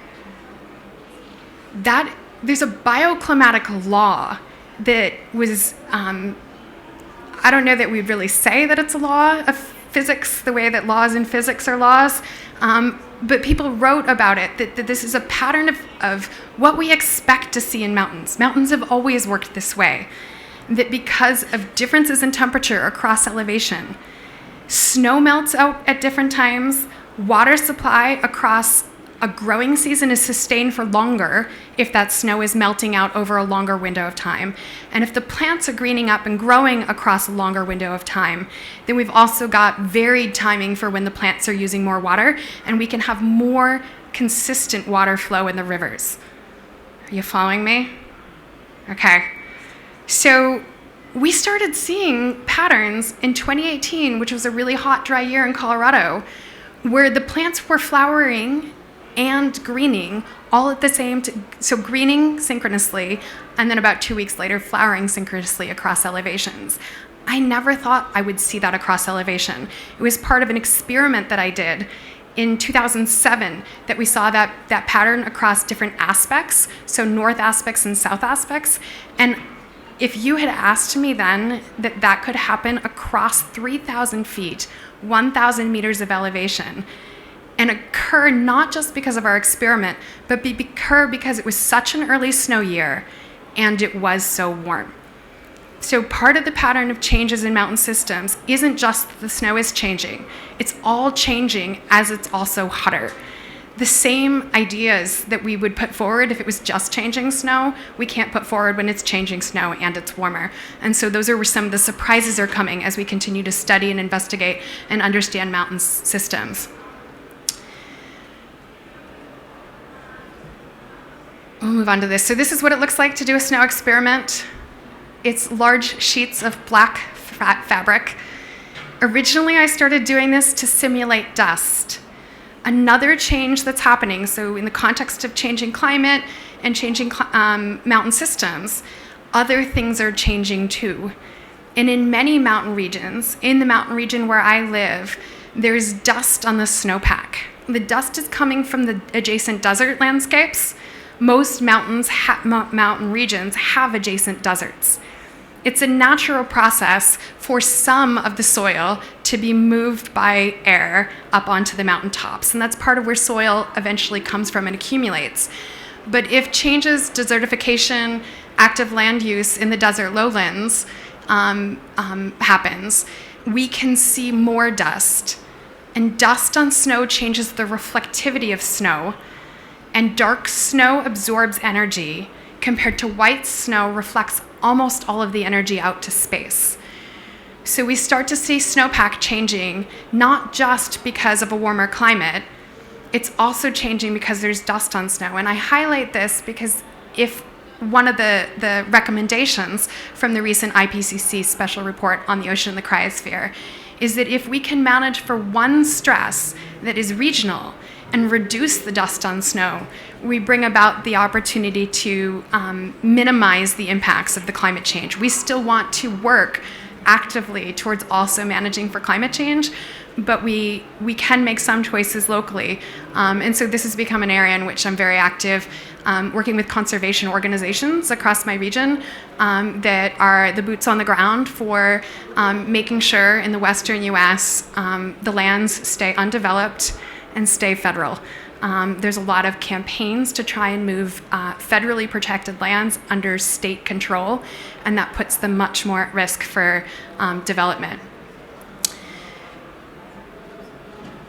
So all of this relates, this line of research, where and how did I get involved in it? It all predates getting involved in a special report on the oceans and cryosphere. And so part of what's really fascinating is to have been working in this space of studying earlier snowmelt, and then work on a global report that includes understanding changing snow in mountain systems. And the findings of the report for glaciers, it's what we expected. We expected to see patterns of mass loss of glaciers and ice. We weren't sure whether we would see a consistent pattern across the world's mountains. Mountains that are in Asia, mountains that are in Australia, mountains that are here in Europe, mountains that are in North America, and mountains that are in Africa. We can look across the world and see that this same statement applies across world mountain regions. The presence and the persistence of ice and snow are changing. That's part of the summary for policymakers. It's some highlighted bullets. I'm looping several things together. And presence means places that have had snow will no longer have snow. That is a big change in the state of a mountain system, to go from a place that at some point is white and has snow. And the period of time when that snow is there, it's protecting the land. The period of time when that snow is there, it's accumulating water, and then that water can be available over a longer period of time as it melts. So it's a really big change. Persistence gets at a lot of the other things that are happening about snow, and a person might not want to be described as persistent. Snow should be persistent. There are huge benefits to persistent snow. So what does it look like? Snow arrives later. So first snowfall starts at a later time in the fall. It melts earlier, and it covers less ground. Those are all things that we can characterize well from satellite data and remote sensing. Anything that we can do from remote sensing data gives us the opportunity to tell a story across much more of the Earth than if we need to hike into a mountain system in winter with the right gear, ready to protect ourselves from avalanches, and do a direct sampling physical measurement in the snow. Those kind of measurements take place too, but there's not as many mountain regions where they're as invested in understanding mountain snowpack as Europe and the North American Rockies. So countries have choices to make. How much money can they put into having people who are trained and able and have the time to get to really remote places? So some of the other stories of where and how our mountains are changing and snowpack is changing that we see in the places we're studying best may also be taking place in parts of the world where we don't have those same logistical resources. How much of the world, any guesses, how much this is active learning, how much of the world is within snow-dominated watersheds? Places where snow... She might not know, she's a glacier expert. 30%? Okay, ready? Does that look like what you think it would look like? I like to quiz myself all the time and try to figure out, is the way I think the world works, the way the world actually works? So everything that you see that's in these blue colors is a snow-dominated watershed, more than 50% of the water coming in. Some of the other talks that took place today here, we're saying 80%, 90%. There's very few systems where it would be 100% snow. But 80 to 90% have been trying to find facts that pair together between our expertise and where and how many people are dependent on the water that's provided by glaciers. That's a number that, can you remind me? 1 billion? 2 billion? 2 billion people are dependent on the water that's provided by glaciers. It shouldn't only be about the number of people. We should also be looking across how vast the landscape, the regions are. how wide in an extent. A lot of the regions that you're looking at in this map are regions where it is more challenging to live. People live there. They've lived there for thousands of years. And even though they may not be many, we should be concerned about the changing water resource supplies for those people in Rome. You're going to get a lesson on snow science. So when we go out and we measure the snowpack, and this is the grand we, I tend to not measure the snowpack and work with people who measure the snowpack. I measure the ecosystem responses and where and how those are changing. And then I connect with people to tell the story of both what the snow scientists are doing and the ecosystem science that I do. So we go out, we measure the snowpack, the Grand We. In Colorado, there's a network of sites. It's funded and paid for by the state of Colorado. And these are sites where we want to keep track. How much water are we going to have this summer coming up? How much water will be in the river to sustain people's livelihoods in the economies of the regions that are downstream? So day 0 is October 1st. We measure everything in terms of October 1st, and we look at how much snow is there. And the snow water equivalence is the water in snow. Some of these graphs can also be about snow depth, but snow can be deep and not have as much water in it. In the mountain region where I live, it is a natural reservoir that stores water on an annual basis. How much water gets stored changes from year to year, but there is always water storage, and there is no part of the report that suggests that these mountains, the Colorado Rockies, won't continue to store water. It's a question of how much, not that it won't be any, because the mountains in Colorado are high.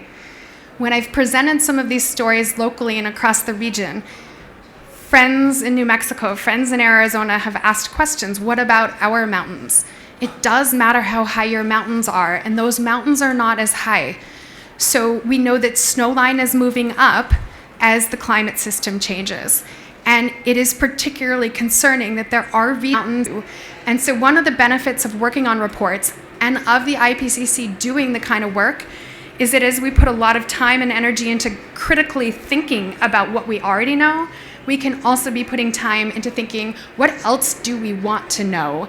And then planning for and funding those projects and those efforts. So the snow years look really different here. These are two sites. They're two sites in the East River watershed. It's a upper watershed region of the Colorado River. And this is lower elevation, and this is higher elevation, and that's another part of the snow story. Of course, we expect to have more snow at higher elevations. It's cold for more of the year.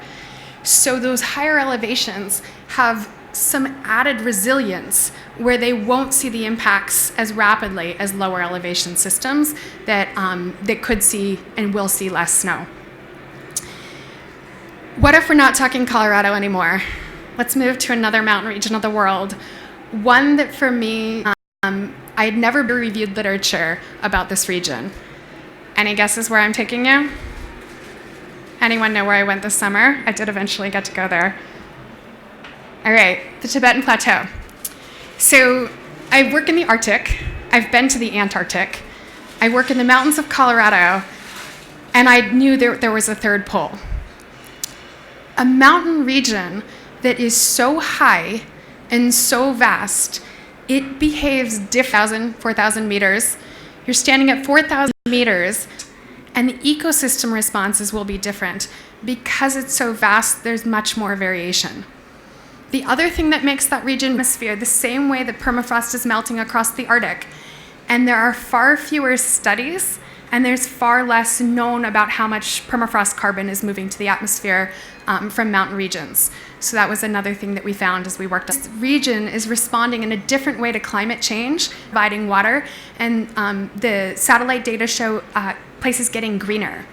But we have to understand that just because a place is getting greener, and this is a greenness index that assesses how much the productivity and the growth of the plants are, doesn't necessarily mean that that's a good thing. What does Chinese data, physical monitoring on snowpack look like?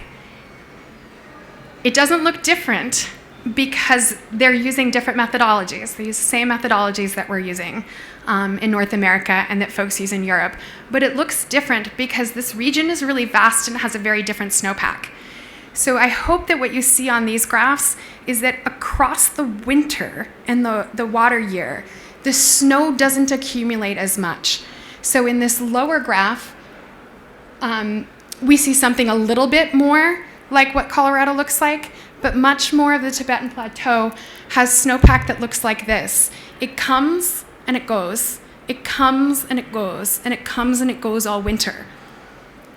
It is harder to have summary statements that are no more than 1 or 2 sentences to describe a snowpack that looks like this, because we don't have all the metrics. We aren't calculating and characterizing all the metrics for what inconsistent winter snowpack, changes to an inconsistent winter snowpack look like, but we expect it's fairly significant. One of the things that people have started to do and observe on the Tibetan Plateau is winter time greening of the plateau plants. It is snow-free for long enough periods of time that the plants are growing, and warm enough that the plants are growing and greening in winter. Plants are pretty incredible. They will find a way to grow whenever there's a window of opportunity. Growing when you haven't always grown may mean that a plant doesn't have the resources it needs in summer. And so that added winter growth could put the plants at risk, and that's something we just don't know much about. So snow. Snow provides water, and with snow providing water, we hope for snow. It's amazing, the stories and the discussions that take place in a mountain region around when we're gonna get snow, how much snow we're gonna get, how long is the snow gonna last, and how much water that snow is gonna provide. We talk about this in the grocery stores, we talk about it on the rivers, we talk about it on ski slopes, we talk about it at dinner tables, backyards, soccer games, everywhere you could imagine, people are talking about snow. And when we have a year, I've picked the winter of 2018, and you're looking at March of 2018. So I'm gonna step away from the microphone, and hopefully this will still be clear. This is how much snow we had. These are modeled projections. All of that gray is 5 to 95% of the time. So that red line shows that we were way down there.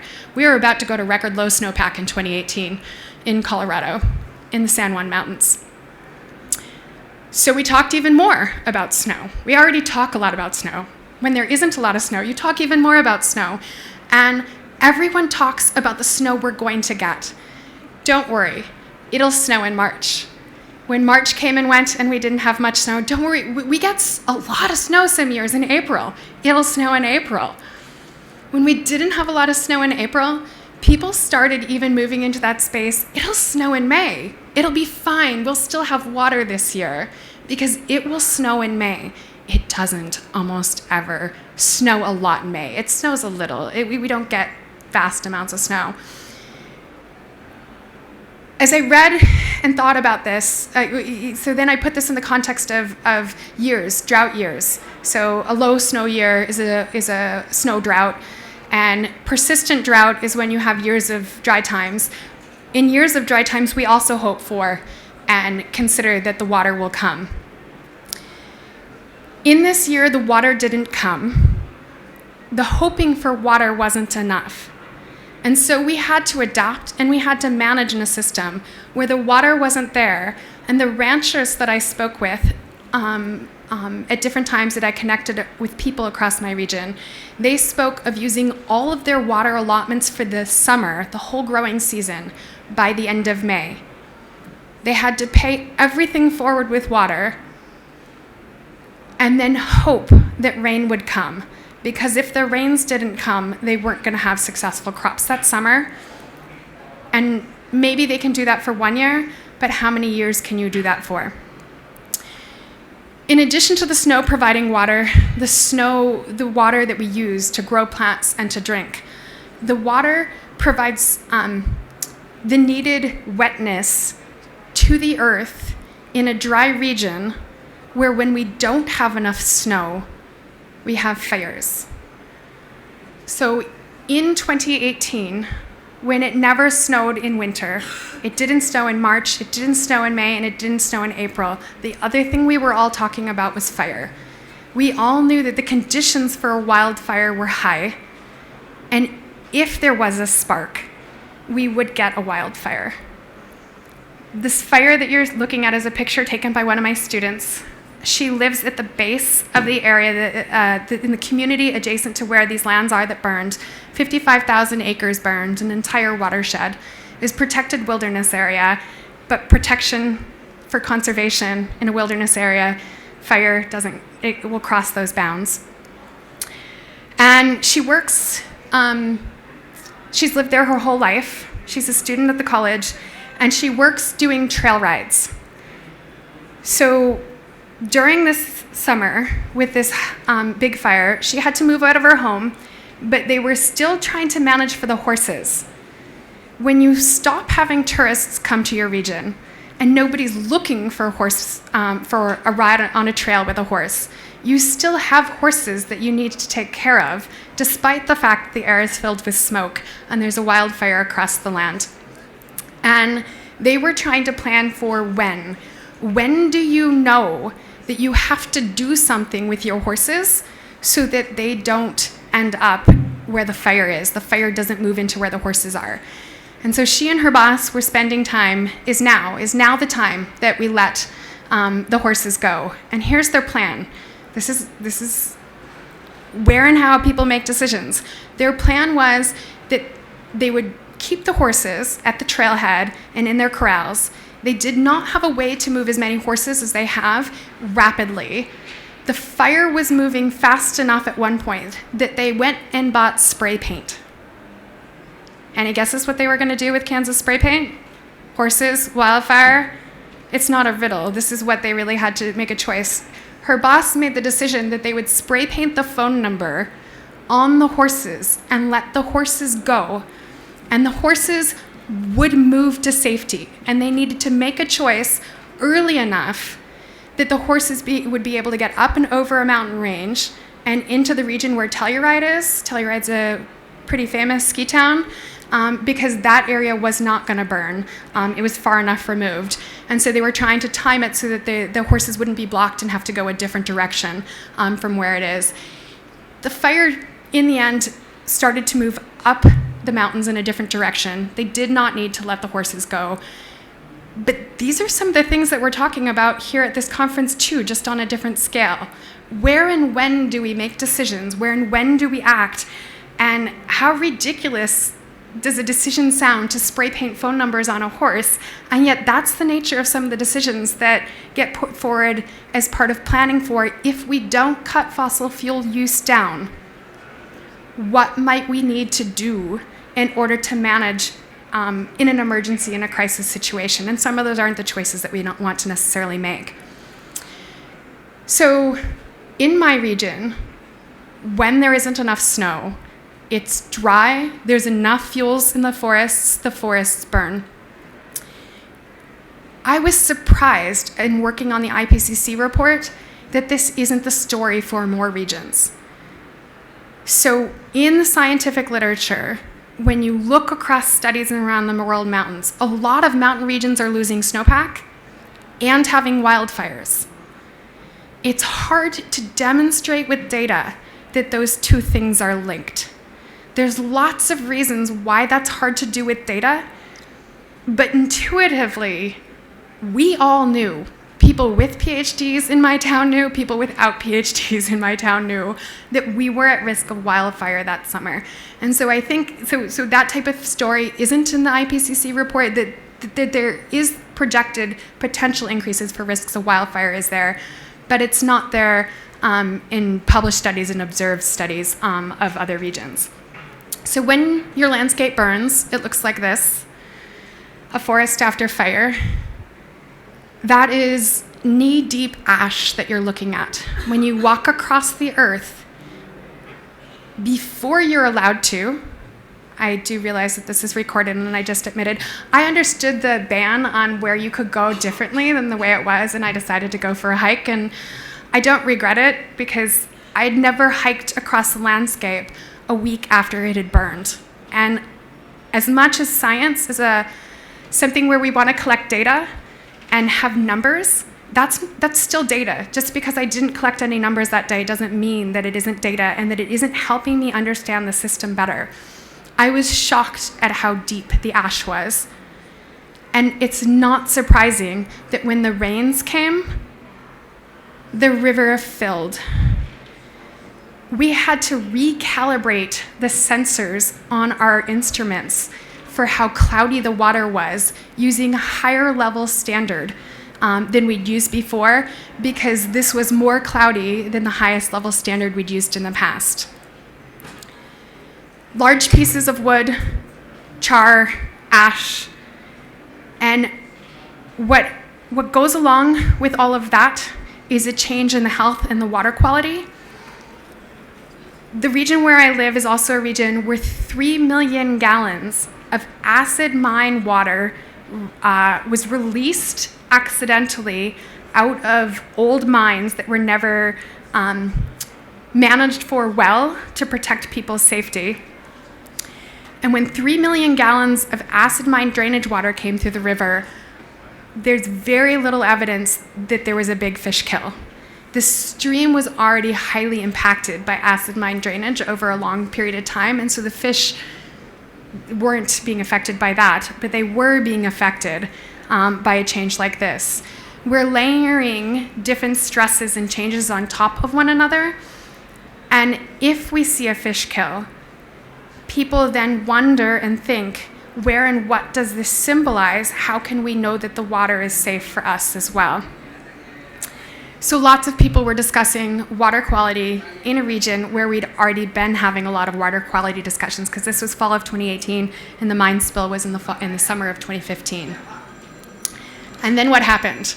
And I'm telling you a story about a place where I live, and many of these pieces of this story are the same as the big findings in an IPCC report. So after a year with not much water and a fire, we had an epic snowfall year. So Durango nears snow nears record. That's climate change. Climate change, this wasn't caused by climate change, but climate change is bigger interannual variation in conditions and climate from year to year, from decade to decade, and it makes it more difficult to manage. So with high snowfall, we now have an even bigger issue with what's going to end up in the river as all that snow melts across land that didn't have chance to regrow. The plants will regrow. They've done an assessment, but where and how much soil will be lost, and how will the river system and the people dependent on the river system be affected. So it was buckets of snow. It was more snow than I ever could have imagined. It was snow up to my hips. And I was excited as a scientist to have a chance to study the impacts of a high snow year on ecosystem health in the mountains. I didn't think I would have a chance to study a year like this because the snowpack is changing where we're having less snow. So it's a chance to collect new data with the kind of sensors that we have available now that would be similar to studies that we might have done in the past. Even though we had that much snow, we didn't get much summer rain. We got very little rain all summer and all fall. So the year that I thought I was going to see and be able to observe and characterize so that I could demonstrate how a low snow year compares to a high snow year, it wasn't possible, because the way I keep thinking about it is we have two dice, and they're not 6-sided dice, they're 20-sided dice, and we roll one die and we get a certain kind of snow year, and we roll the other die and we get a certain kind of rain year, and the extremes are becoming more likely, and the combination between the snow and the rain is becoming more varied in ways that make water resources from snow-dominated mountain regions less reliable. And where and how do we plan for a less reliable water supply? Communities can plan, regions can plan, governments can plan, and we can work to try and minimize the impact of our actions on limiting a resource on which all life depends. So I started with this title, Mountain Futures. What would you most like to know? There are lots of ways to know. And no virtual certainty, that's not that often that we have virtual certainty of something. We increase our confidence. We have stronger understanding of something if we're measuring it 5 different ways instead of only one. If we're monitoring it in 5 different places instead of only one. We also need to grow this space where it doesn't have to be an instrument with a dial that helps us know something is changing. It's our intuition about being in places. It's our ability to share stories with one another and communicate with people. And it's shared exchange of information across cultures. The opportunity to hear from people. So I started by saying that these aren't my ancestral lands. These are the lands of the Dene, the Hopi, the Pueblo, the Apache. There are people who have lived across the lands for generations, and they too have stories of changing snow and water supply in a land where the system didn't change so that they, in a way that they couldn't live there anymore. And yet we see these patterns as a result of our actions. And so what I wanted to do was create a space where we could hear other ways of knowing about the land. And so I invited my friend Janine to come. And Janine lives down valley from me on the Navajo Nation. And we've shared stories about water because her community was really affected by the mine spill that came through the region. And one of the things that I believe strongly is if we are connected by the air and the water, we also have to be connected by the people. We have to build those spaces where we can see the value in all the different ways that we know information and vision a mountain future that includes all people. And so, Janine, do you mind? Are you open to sharing a little bit? So changing snow and water supply and its importance to you and your community.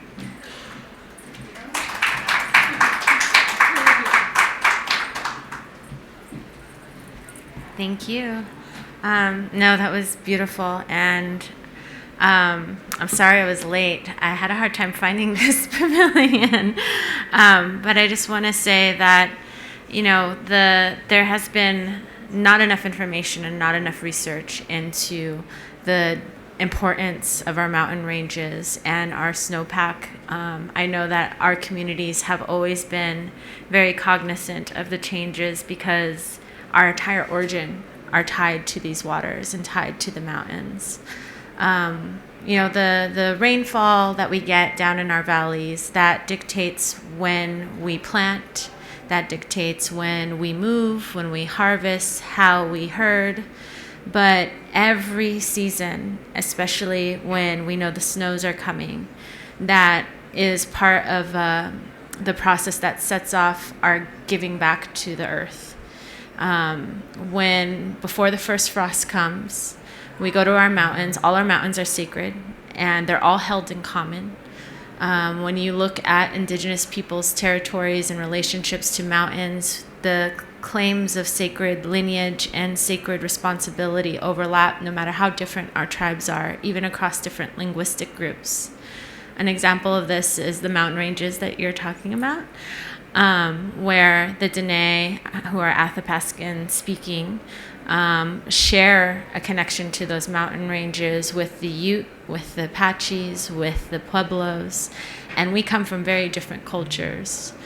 But the beautiful thing about our relationship to these mountains is that there are no homes and no places of settlement on these places because our mountains are the beginnings of our waters. And as such, the ecosystems and the life that lives there, the plants that live there, they're allowed to live on their own, where we come in during different times, but in particularly before the first frosts, to give offerings back to the landscape, back to the earth. And those offerings are a process of planting prayers and intentions and re-establishing our responsibility to those ecosystems. Now, this relationship has allowed us to understand how the changes and when the changes begun, both with having the frosts come and the first snowfall come later and later. Sometimes in the most recent years, for some of our mountains, the snow didn't really come at all, not the way that we remember, not the way that we expect. And as a result, it affects everything about what we do and how we look at the situation that we're in. Because to us, our mountains are sacred because of not only being the origin of our waters, but because they are the place where the earth meets our Father Sky. And they show that connection between our atmosphere and our universe.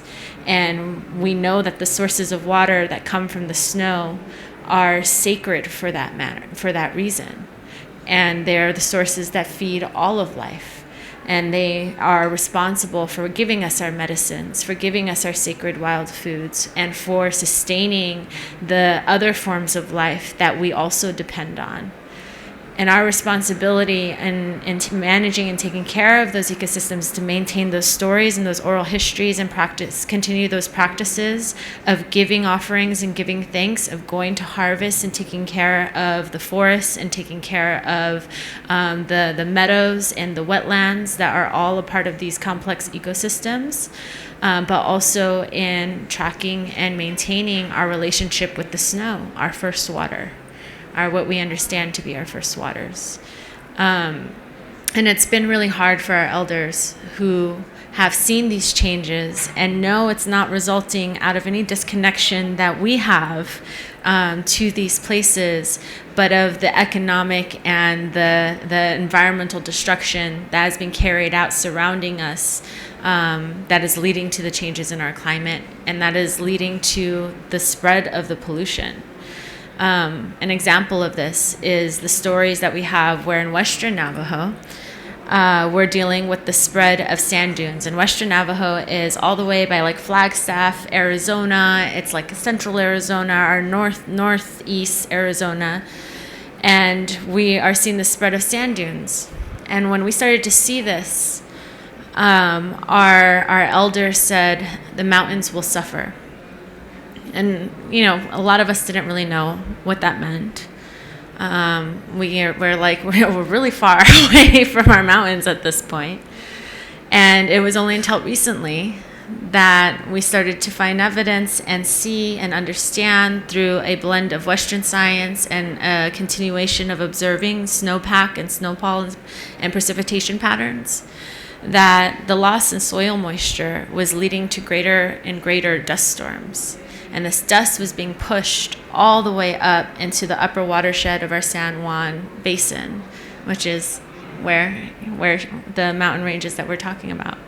And that was leading to not only whatever snow was there melting faster and more quickly, but then also compounding the effects of the changes in the amount of snow that we were getting, and the changes in the patterns of how we were getting them.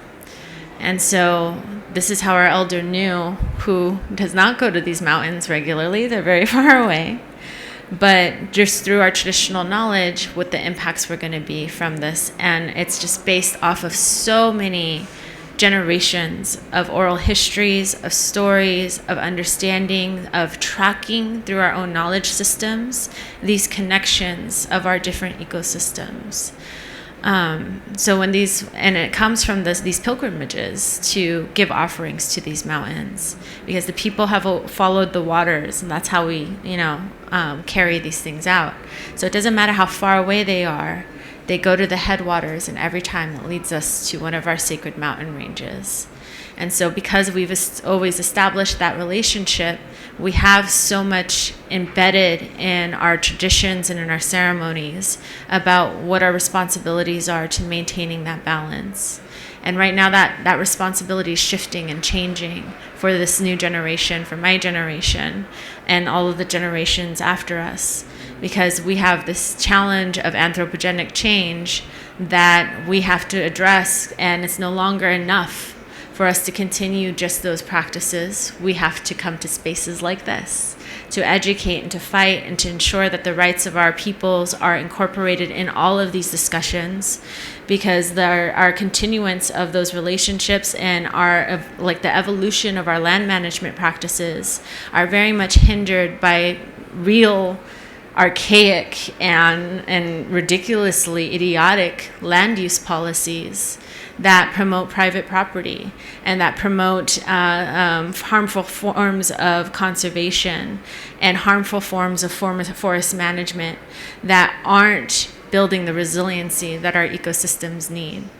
And so that's why when it's so important to understand what those links are and how our heritage, our cultural heritage, informs what we do and how we engage with not only Western science and the findings that are there, but then how do we use that to inform the type of policy, advocacy, political, and restoration movements that are necessary to adjust to these changes. Because it's not until that connection between Mother Earth and Father Sky is healed and restored that we'll be able to once again bring back the normal cycles that we depend on. But that's it. That's all I wanted to add.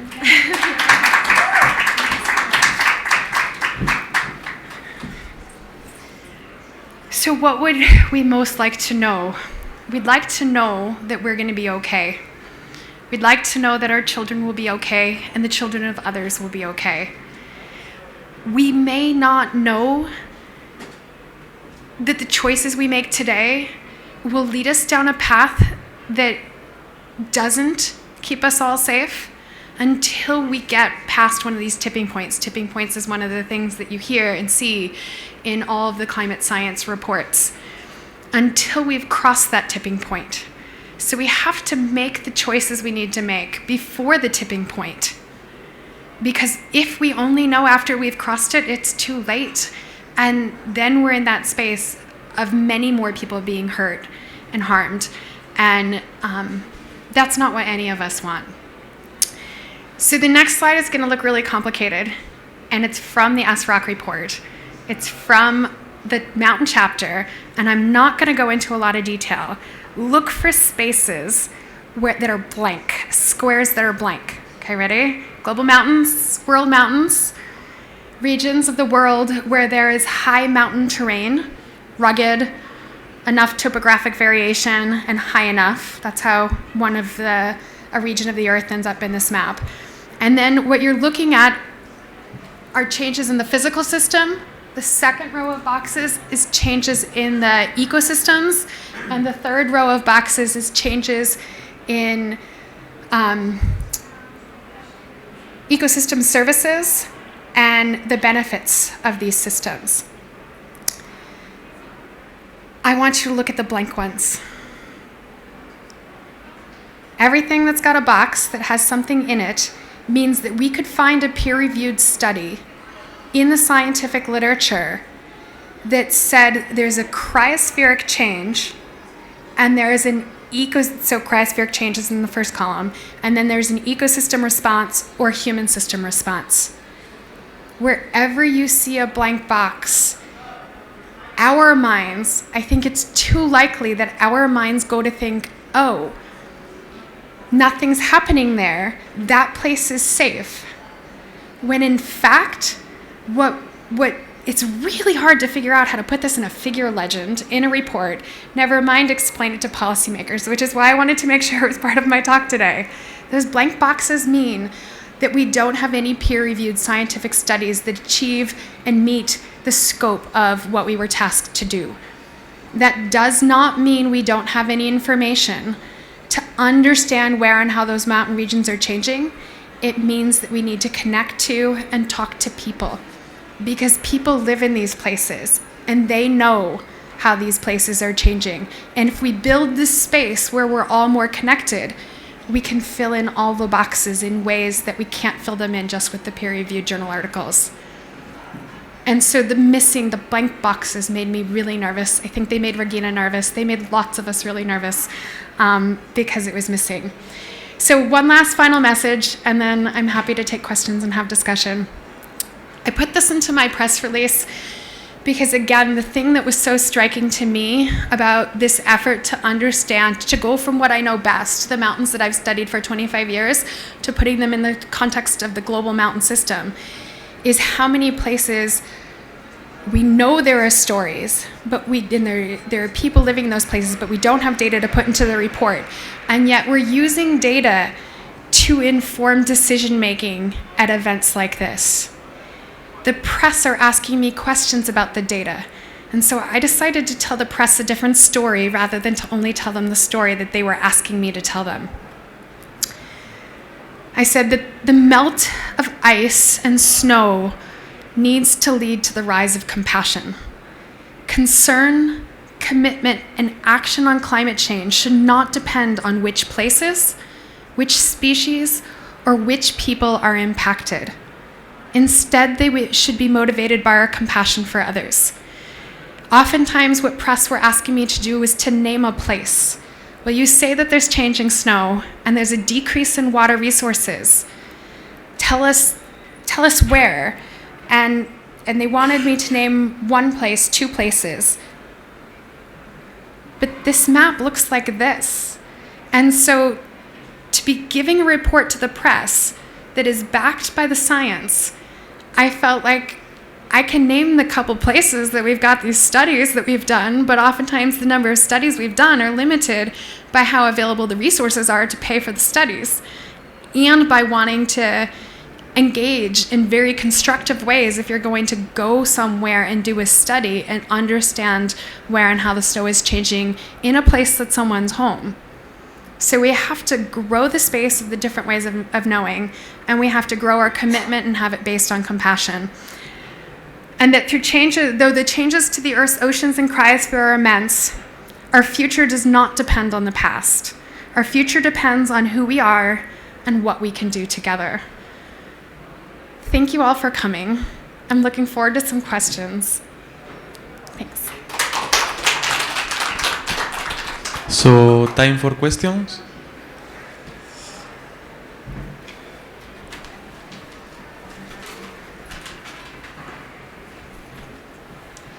Hi there, my name is Kelsey. I live in Calgary, Alberta, so also another mountain region. I'm curious if you've done any work in the Calgary area and if you're willing to share any insight from that space. Obviously, this is super relevant and interesting to myself and all of us who live near mountains, so really enjoyed and just a little bit curious. Yeah, so I have not done any research in Canada, much to my in-laws' chagrin. So my husband's Canadian, and it's easier for me to work in Alaska and Greenland and to work in the US. And in order to work in another country, you want to cooperate and coordinate and have locally based researchers. And it's just, getting all those pieces together hasn't worked out. So my in-laws are always like, well, there's lots of tundra in Canada, Heidi. Why aren't you working here? And it just hasn't worked out yet.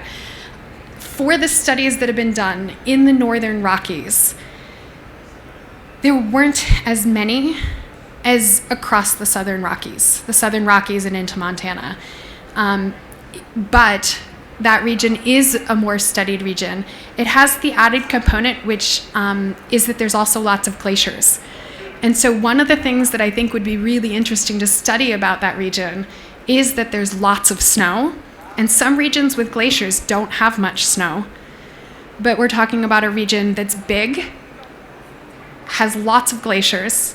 Those glaciers are also changing in size, and it has lots of snow. And as you go from the coastal regions of the Rockies in Canada inland to Alberta, it would be really fascinating to see some of those patterns. I expect there are some of those studies, but that's again an access question of, I think some of those regions are really remote and hard to access. And so how much money are we willing to put into those studies in the parts of the Canadian Rockies that would be the most interesting to learn about? But yeah, intercontinental studies would be amazing.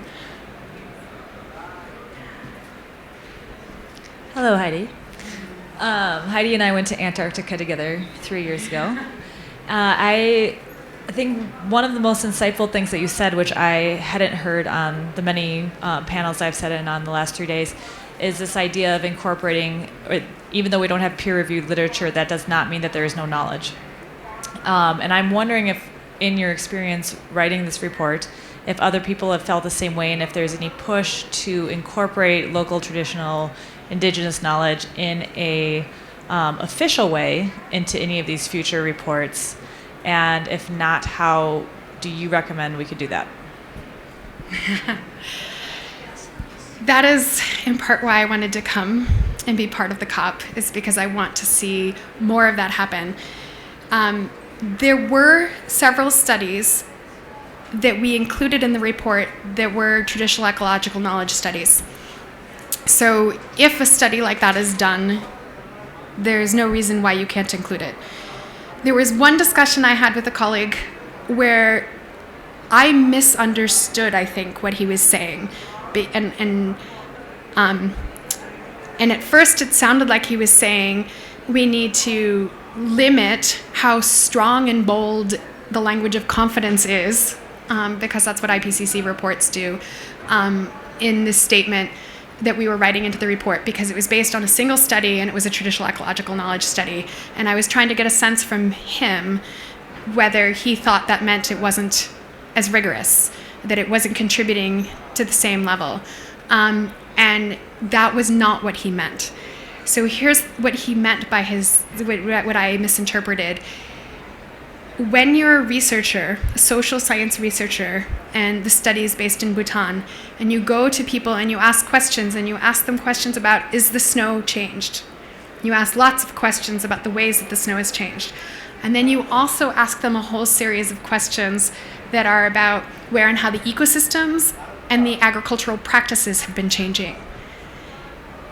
If as the researcher, the social science researcher, probably trained in very Western traditions, then doesn't ask the question, and do you think they're related? Then the report says this is changing and this is changing. But what we were debating is what else could have been asked in the study to increase our confidence that those two relationships were together. If you have numbers, you run correlations. If you have numbers, you run regressions. If you have lots of numbers and lots of data points, you start to build complex models of the system. And so, the strength of where and how, is it, and I mean, I'm curious. I don't know if I feel like it's just in asking the right question of someone. I feel like it's in asking them what do you understand about this system? So the story that I'm telling you of less snow means fire, that's intuition. I mean, that's certainly not a controlled experiment. And so where and how do we build the space for understanding that? It made so much sense that we just didn't have water in our landscape and that a spark would cause a fire. And how do we build those connections? Because we have to do that if we're going to tell climate change impact stories that lead us to act in different ways. So I think it's all there, and we can build those spaces. Creating more spaces, so you asked me what I think we can do different. I often try to model what I think we can do different, and I think one of the things we can do different is that in a pavilion that's focused on presenting a lot of science, we make sure to include colleagues who are coming from a traditional ecological knowledge perspective, and that we similarly reciprocate and invite people to engage in spaces that are we see things together instead of separate. So less separate conferences, less separate everything. More questions?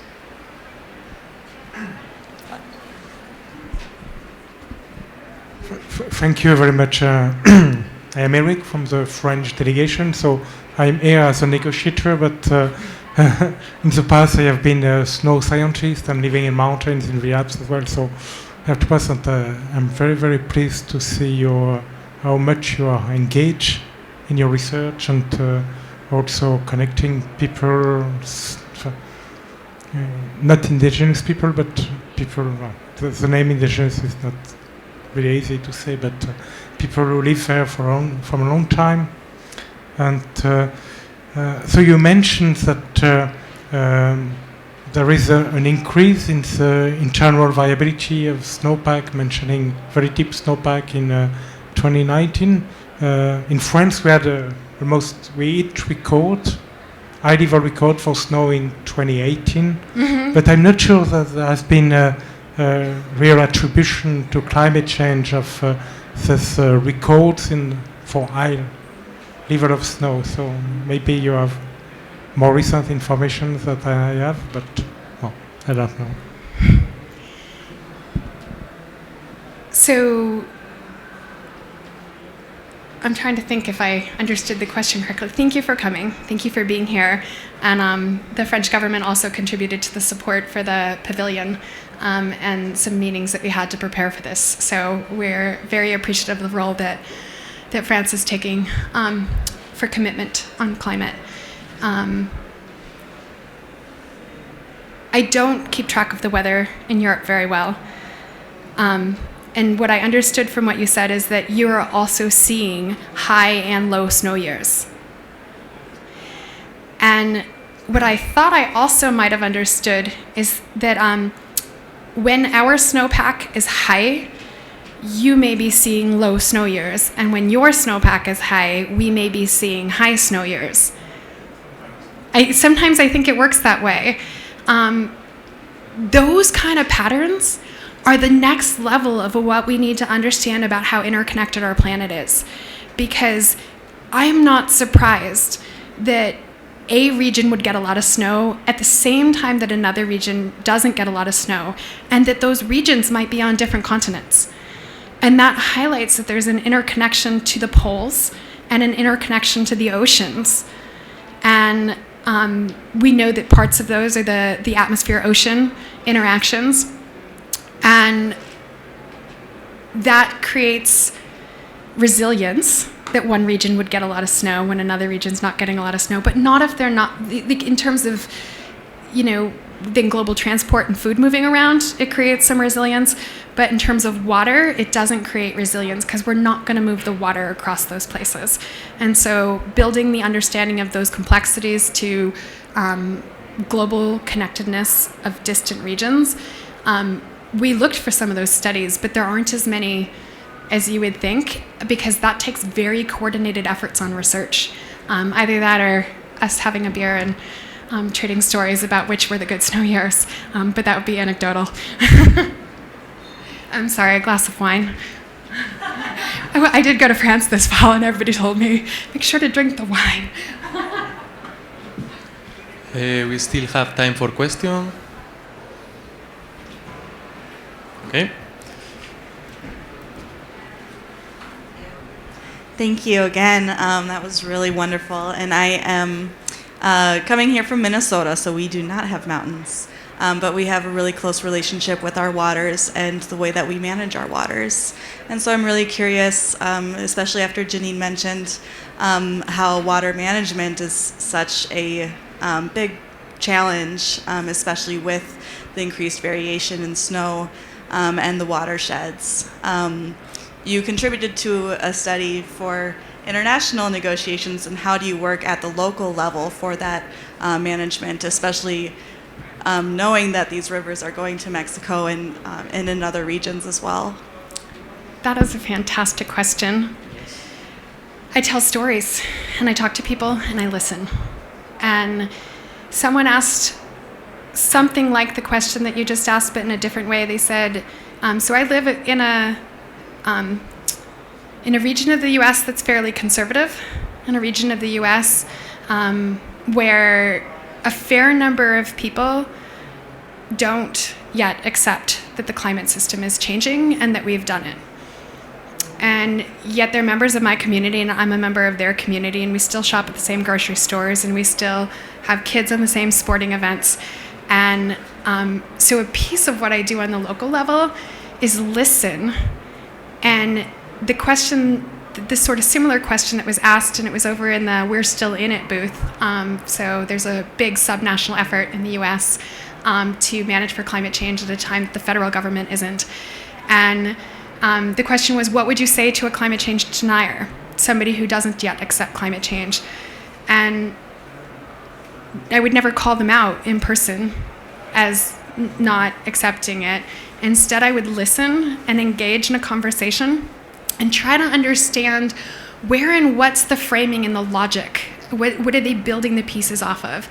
And then ask questions, and through asking questions, figure out what I could put forward and put forward with an ask. And I'll give you an example of how I did that. I was invited by the Durango Daybreak Rotary Club to come and give a talk in my town. That's 20, 30 individuals who get up for a talk at 7 in the morning with pretty weak coffee at the recreation center on I think they do this every week or every 2 weeks throughout the year, and I got asked to give one talk. And the day before, they scheduled for me in January to come in March. The day before the talk, I got a call from the organizer, and he said, "So, can you not say the words climate change tomorrow?" And I was just like, "Oh my God, do you know what I do? Is it okay? Can I still come? Is this, sure, I cannot do that." But it was interesting. And he said that the Rotary Club aims to be apolitical. And climate change has been so politicized that they felt uncomfortable with having those two words said in a group where they wanted to build a space for discussion and understanding on lots of topics, right? Climate change is just one topic. And so that was my challenge, was could I give a 40-minute talk at 7 o'clock in the morning with not very good coffee and not say the words climate change as I talked about changing snow in the mountains? And I did it. And I never brought up the words climate change. I never said those two words together. And yet I still conveyed the same kind of ideas that we were discussing today. The key point in the question and answer that I would have had to have said climate change because of what the question was. And the question was, do you think it's normal for it to rain in March? So just for the record, the elevation that I live at, it should snow in March. And we had a lot of snow and then a bunch of rainbows over snowpack and rain. And it was beautiful, but it was odd because it was raining in March. And I could have said climate change, could have said those two words that I was told it would be better if I didn't say, and that it wasn't normal for it to rain that much in March. But I was standing in front of 20 people who had been living in that community for 50, 60, 70 years. Some of them I know are descendants of homesteaders from the region, and so it's also that their parents had moved there and their parents' parents had moved there, so about 3 generations in some cases. So I said, I'm a lot younger than you all are. Maybe you could tell me. And so I turned it so that the question that I felt like I was going to get stuck having to say climate change, instead, they were answering it back and forth with themselves. They were discussing how unusual it was, and they all agreed that it was unusual. And that's the start, right? That doesn't mean that they have changed their minds and accepted climate change, but they were willing to accept that a pattern in the weather in our region, they accepted 2 things. 1, that it was different than their past experiences, and 2, that it wasn't good. Because they also did have a sense that it would be better if it snowed in March. And now I just hope to run into them in the grocery store, because that's when the next conversation will take place. Okay, thank you very much.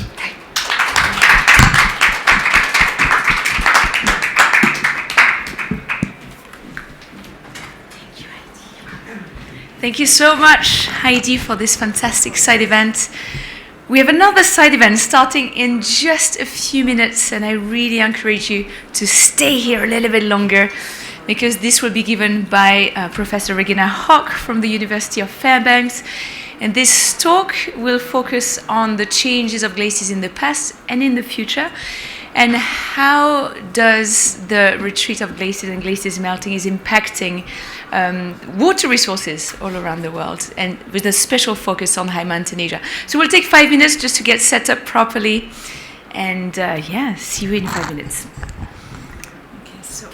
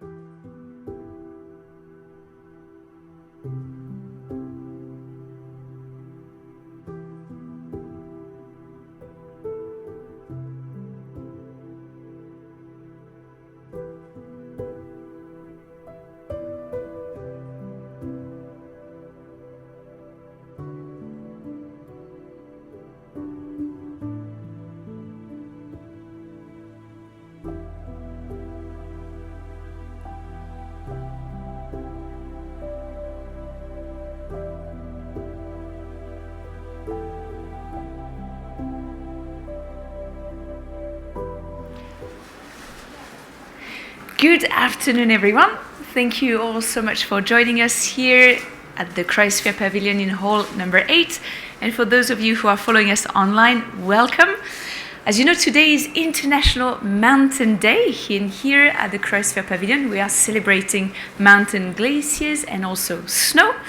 And for the last side event of the day, we are so lucky to welcome Professor Regina Hock from the University of Fairbanks. She's going to give us a talk about changes of glaciers in the past and in the future, and how glaciers retreating around the world are impacting water resources, with a specific focus on high mountain Asia. And Regina is also one of the lead coordinating authors for the mountain chapter of the SROC report. So we're very happy to welcome you, Regina, and the floor is yours. Okay, thank you very much. I will start right away with my conclusions. Just the main points are that glaciers around the world have lost and will lose substantial ice volume by the end of the century. Many glaciers will disappear, and some glaciers advance despite climate warming, but for reasons unrelated to climate. And I go a little bit in detail about that because this is often not understood. They're misinterpreted. And then I will also talk about the impacts on sea level, stream flow, glacier-related hazards, landscapes, cultural values. So I will start with the first 3 points that may take about 20 minutes or so, then take a break so you can ask questions, and then I go to the second part, how the glaciers impact people. We've heard a lot about ice sheets yesterday. This talk is about glaciers defined by all ice masses other than the ice sheets, and you see them here in blue. There's about 200,000 glaciers. They cover about 700,000 square kilometers, and to put that into perspective, that's the size of either Texas or the size of the UK and Spain together. The sea level equivalent, if you melted all these glaciers, the sea level would rise about 40 centimeters. These glaciers are only 1% of the volume of all ice on Earth. Antarctica and Greenland are much, much bigger. But even though they only make up 1% of the world's ice volume, they contribute to sea level substantially. They contribute about 50% more right now, during the last years, than Antarctica, and almost as much as the Greenland ice sheet.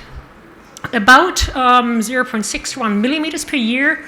That does not include the peripheral glaciers around Greenland and Antarctica. If you include them, it's about 0.8 millimeters per year. And that's about as much as Greenland. So glaciers, how have they changed in the past? In the last 100 years or so, glaciers have changed tremendously. And you see that all over the world, especially during the last 50 years or so, there's tremendous changes. As you can see here in the Arctic, Alaska, Michal Glacier, Muir Glacier, I mean, a tremendous retreat over the last 50 years. And you see it all over the world. Here in the tropics, Chakotaya, a glacier that disappeared completely by now, Kilimanjaro. But what is new is you can now observe immense changes just through the last years. This is here a difference between 2010 and 2018. I mean, enormous change just in the last 8 years. Another example, Finderling Glacier, just the last 8 years. This glacier has retreated enormously. So this is a figure from the SROC report, and it shows for all regions in the world, it shows the annual mass changes. And just to walk you through a little, zoom into one example here. It's the annual mass changes. That's the mean it's the average over the entire region for each year, how much that region is losing. And the shading is the uncertainty. And the unit is kilograms per square meter and per year. And 1,000 corresponds to 1 meter of glacier thinning. So if you look at Central Europe, towards the end here, it's about thinning 1 meter per year. The other areas here show average mass change over multiple years from different studies. So we integrated everything we could find for every single region. So going back here, what do we see? We see what is important is large interannual variability. So you can have years with positive mass bounce, but that doesn't mean there is no trend. So there is large interannual variability from one year to another, and there's positive years, but all regions show a trend towards more glacier thinning every year. But we also see large differences between the regions. For instance, high mountain Asia is relatively little thinning. You see this trend, but on average, there's relatively little compared with other regions like Central Europe or the southern Andes. Now zooming into the center of the figure, what you see here is now area averaged for every region. You see the mass change in kilogram per square meter and per year. So that gives you a sense of how much thinning there is. But you can also express the mass change in sea level equivalent. And it is a totally different picture. So it depends on the unit how the pattern looks.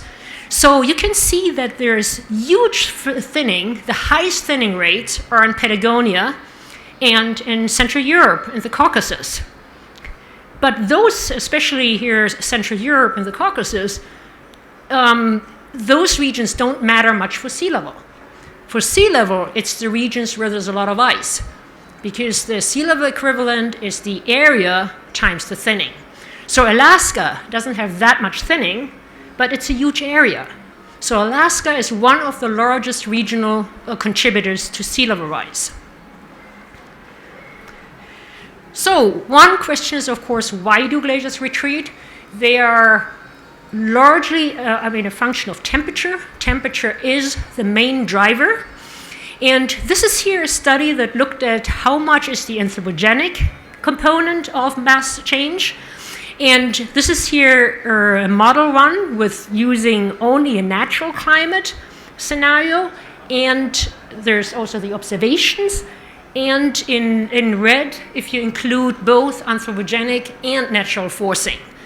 And what came out of that study is for the 150, or this should be 2010, not 100. For the 150-year period, about 25 plus minus as a large uncertainty is attributed to anthropogenic causes. But then, since 1991, that has increased to about almost 70% anthropogenic causes for that worldwide glacier retreat. So, that was the past. How will the glaciers change in the future? Projections have been made with all kinds of glacier models and many GCMs in different climate scenarios. So what you see here is a compilation of all studies that have been published during the last 10 years or so for 3 different emission scenarios, a low, middle, and a high emission scenario, how much the glaciers will be reduced in volume by the end of the century relative to 2015. So for the low emission scenario, about 18%. For the highest emission scenario, about 36%. So it's substantial mass losses worldwide, but it also tells us there's still a lot of ice left by the end of the century. So the glaciers will continue to contribute to sea level rise even beyond 2100. This mass change translates into sea level contribution. And for the lower emission scenario, about a little bit less than 10 centimeters. For the highest, by the end of the century, about 20 centimeters of sea level, only by these smaller, relatively small glaciers that are not Antarctica and Greenland. They're often forgotten in the sea level budget because they're so small and people don't think about them. But they're considerable contributors. How does that translate into rates of sea level rise? And you can see here for the lower emission scenario, the rates will go down.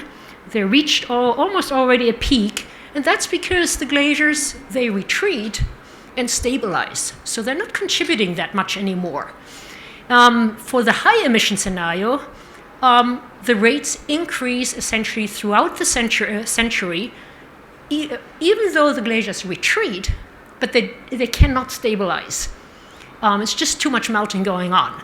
And the rates that we see here is up to more than 3 millimeters per year just from the glaciers. And remember, the rate of sea level rise right now is about 3.3 millimeters per year. So by the end of the century, the glaciers alone will contribute, in some of the scenarios, up to or more than 3 millimeters per year. So looking at this a little bit more regionally differentiated, what you see here, the upper left is the global, and global excluding Antarctica and Greenland. And then you see for 2 emission scenarios, for 2.6 and 8.5, you see the mean plus the uncertainty, and also the RCP 4.5, but not shown with the uncertainty, just for better variability. So what do they have in common? All the regions show mass loss. And no matter which scenario you take, they show mass loss. But there's huge differences between the regions. for relative mass loss. The regions with a lot of ice, like northern Canada, Alaska, Greenland periphery, they lose relatively less because there is already so much ice to start with. They lose about 10, 20, 30% of what they have right now. But the regions that don't have much ice right now, they are the losers. In these regions here, for the higher emission scenario, the mean shows that 80% or more of the volume right now will be lost by the end of the century, with, of course, tremendous implications for those regions. And the other regions are sort of in between. So it really scales with how much ice is there to start with. Just some simulations now away from the global scale. This is a simulation of the largest glacier in the European Alps by the end of the century. A tremendous retreat. Just show this here again. When lakes start forming, and yeah. That's sort of the middle of the road scenario, 4.5.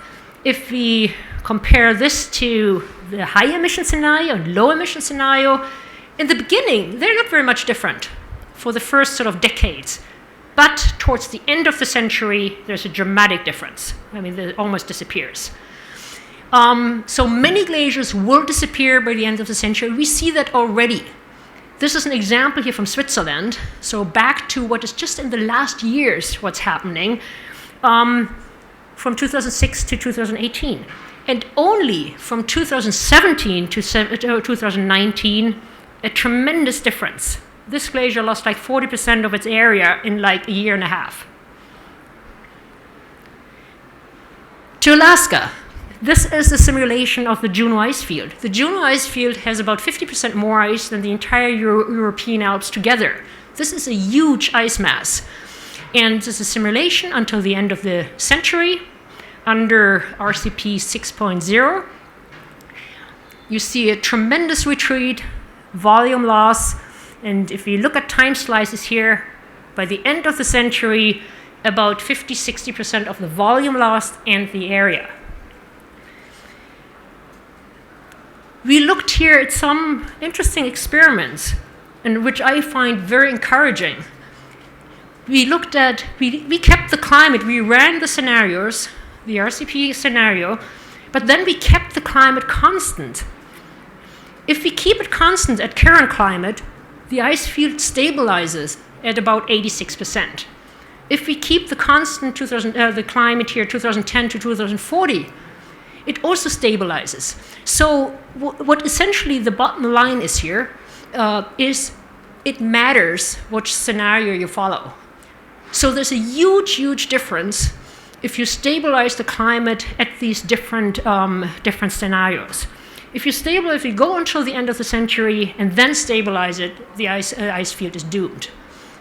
But that is sort of encouraging because it matters.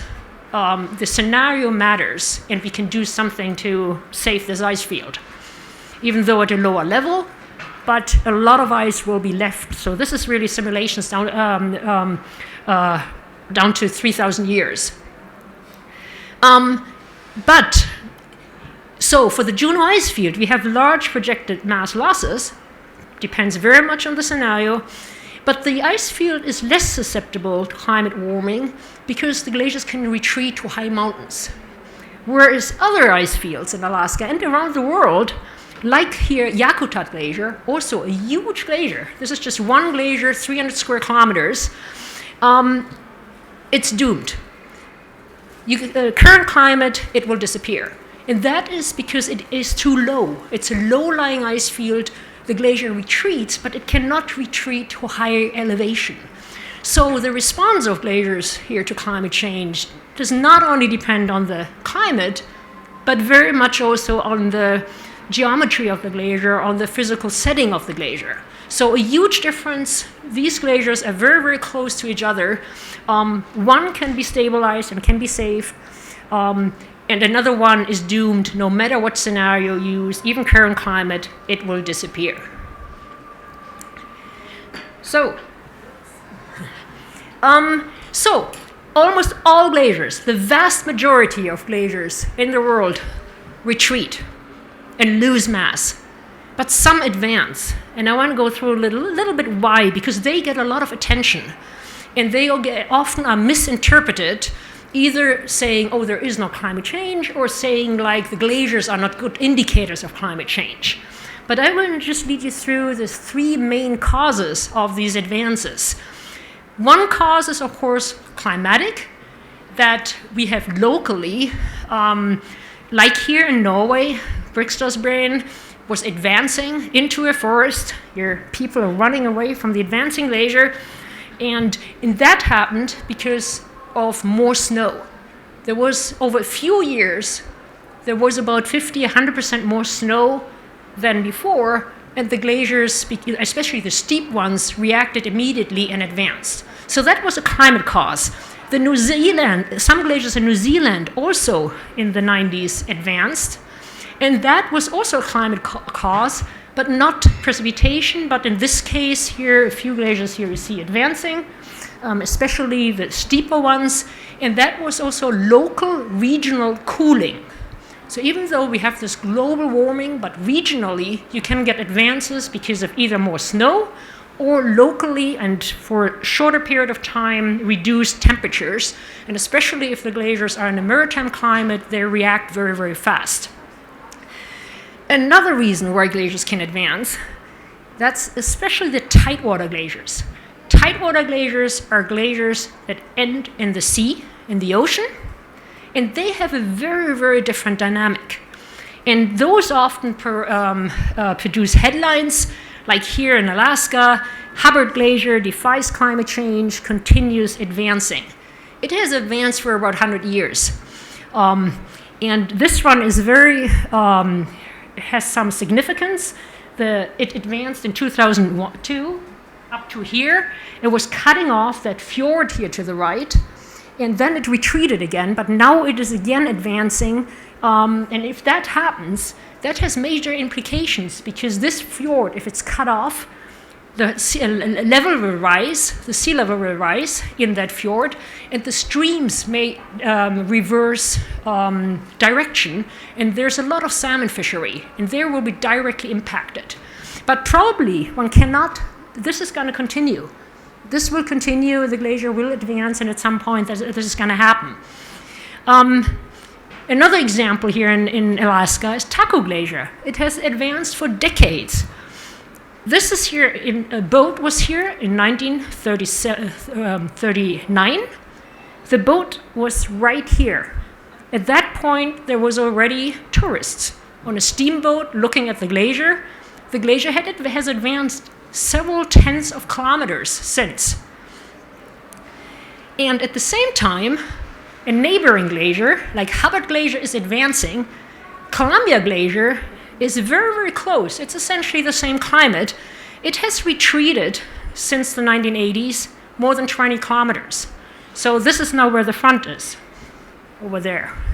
So how can that happen? One glacier advances and most of them retreat. When you look at the tidewater glaciers in Alaska, here's about 30 of them. And what you see is relatively length changes since the middle of the last century. And you see some glaciers are advancing and then they retreat, like the yellow one up there, the Coast Range. Suddenly a massive retreat, and suddenly stable and massive retreat, and again advances. And you see several of them. Some of them are advancing, some are retreating. So it seems like, what is climate doing here? The glaciers are doing anything. They're advancing, they're retreating, and sometimes quickly retreating and then advancing again. But this is actually consistent with our understanding about tidewater glaciers. Here, like Columbia Glacier, this massive retreat, and Hubbard Glacier, this advance. It's consistent with our understanding of the tidewater glacier cycle. The glaciers that are tidewater glaciers, they can slowly advance in shallow water over hundreds of years until they reach a certain threshold, and then they have a rapid retreat. And then they retreat too far again, and then they advance again. And that can happen without a change in climate. This is a simulation here. There's no climate change. The glacier advances, retreats. advances, retreats. No climate change. It's the same force with the same climate. And the reason why this is happening is it can advance because it has a stabilizing, it erodes so much material that there is a moraine in front of it. And we can observe that, all the dirt in front of the glacier. But once it starts retreating, it goes into deep water.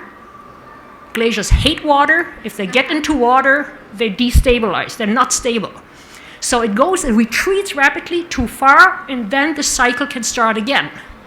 So this has nothing to do with climate. The glacier advances and retreats for dynamic reasons. Another reason why glaciers can advance is surging glaciers. And Heidi wrote her entire thesis about it and is the expert and can explain a lot more about it. Yeah. So Austin Post was a pilot in Alaska. He flew over this glacier here, variegated glacier in Alaska in 64. He came back a year later and observed that something has happened. The glacier had suddenly advanced 2 kilometers out of nowhere. And to show you a little bit better, oh, here it is, what it means, a surging glacier.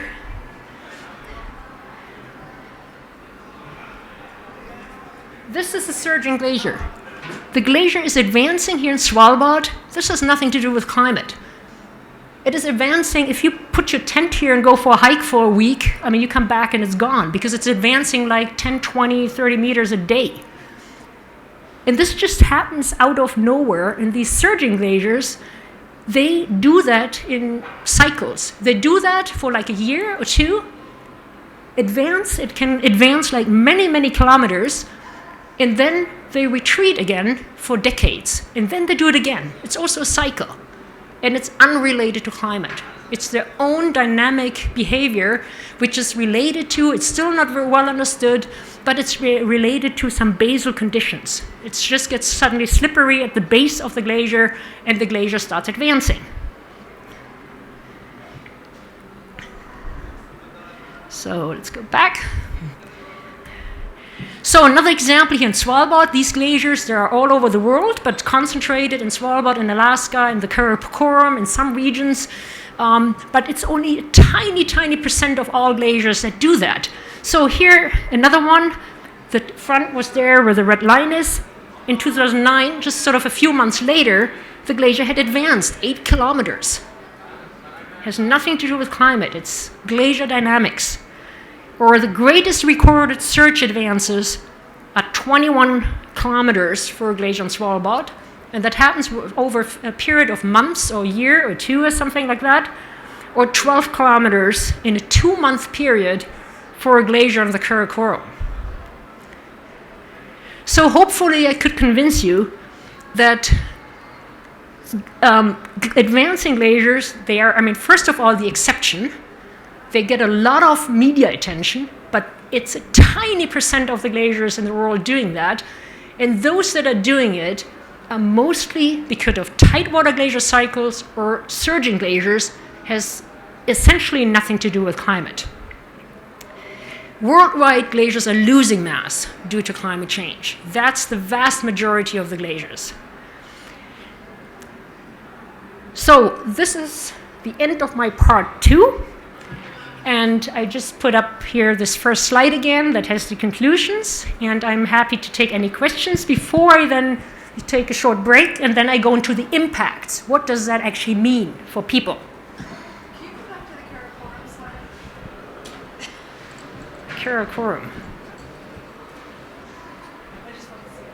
Karakoram. Here.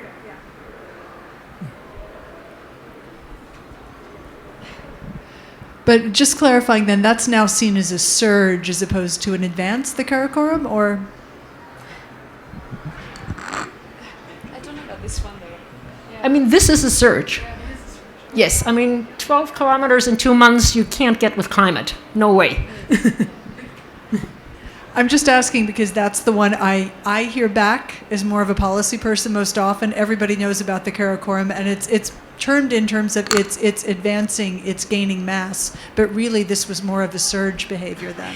That is a very good question. So in the Karakoram, there are a lot of surging glaciers, But the overall mass gain, or sort of a balanced budget, that might have some local climatic causes as well. So it's sort of because the surge, you can have a surge even if there's not a mass gain. So it's really just this advance. But there's a lot of research right now, and it points to also climatic reasons for the mass gain, not for these advances. These rapid advances are surges. Yeah, the Karakoram anomaly. Yeah, a lot of snow. Thank you for this presentation. My question, several questions. The first is you said this advance come from nowhere. What does it mean? It's not from nowhere. It doesn't come from. What I mean, it's not because of a climate deterioration, a climate change. The advance comes in the surges is because of a change in the basal conditions under the glacier. Why that changes is still a matter of discussion, but it's essentially it has to do with water under the glacier. And then suddenly the glacier builds up mass and reaches a threshold where the basal conditions change, and then the glacier advances. And then it advances too far, the basal conditions change again, and it just retreats again. So it's essentially a cycle. And the same for the tidewater glacier cycle is also a sort of a dynamic cycle that has to do with the glacier itself and not with the climate. But this supports what you say is supporting the skeptics. They say, okay, we might have some cycles, longer cycles, this happen, and then maybe something happened, in a year ahead, maybe 20, 30 years. What's your response to this? Well, the tidewater glacier, we have these tidewater glacier cycles, and they are only the tidewater glaciers, the ones that go into the ocean. And what we actually see a lot more should be in the advanced stage. So climate is, of course, superimposed on that. Now, some of them that should be advancing are retreating because of climatic causes. But there are, like Hubbard Glacier and some others in Alaska, they are advancing because their climate doesn't matter. They have their own dynamic cycle. And the surging glaciers, it's a tiny population of all glaciers in the world. It's like less than 1% or so. Yeah, it's about 2,000 glaciers. Out of 200,000. And they don't all do that at the same time. They Yeah. don't all accelerate and advance at the same time. Can you just divide it to seasons? In what season they start, the advance? The surging glaciers that only advance over a year or two or a few months, that can start in winter. That can start in any season, right? Yeah, they can surge at any moment of the year, but for a very short period of time. So it doesn't matter if it's summer or... It doesn't matter. Exactly. It depends on the water pressure under the glacier. But it's really, once again, it's really an exception. It's just such a tiny proportion of all the glaciers in the world. It's a tiny proportion, but they get the media attention. And what is not clear to many is this is not defying the climate or so. It is just, they have their own dynamics. They put this and then expand it. Yes. Yes. Oh, great. Do we have any more questions before we jump into part 2? No? Sorry? Do you want to break or not? No, that's fine. It depends if... Okay, fantastic. Let's Okay. continue. Then we go into part 2. Part 2 is now, why does that matter? And what are the impacts? So there's impacts on sea level, and I will not talk about them because I just mentioned them, but stream flow, hazards, landscape changes, and also cultural values. So I want to emphasize a little bit, put some focus here on stream flow. Glaciers have a tremendous impact on stream flow. They change the seasonality because most of the water comes during summer, during the melt season. And that is, of course, a positive effect in climates or in basins where there's a shortage of water in the summer. So that contribute to runoff in the summer. There's a high diurnal variations. You have, because it's melt driven. But that means also there's a risk for floods, if especially that is combined with strong rain. And here is an example just from data from Ferner in Austria.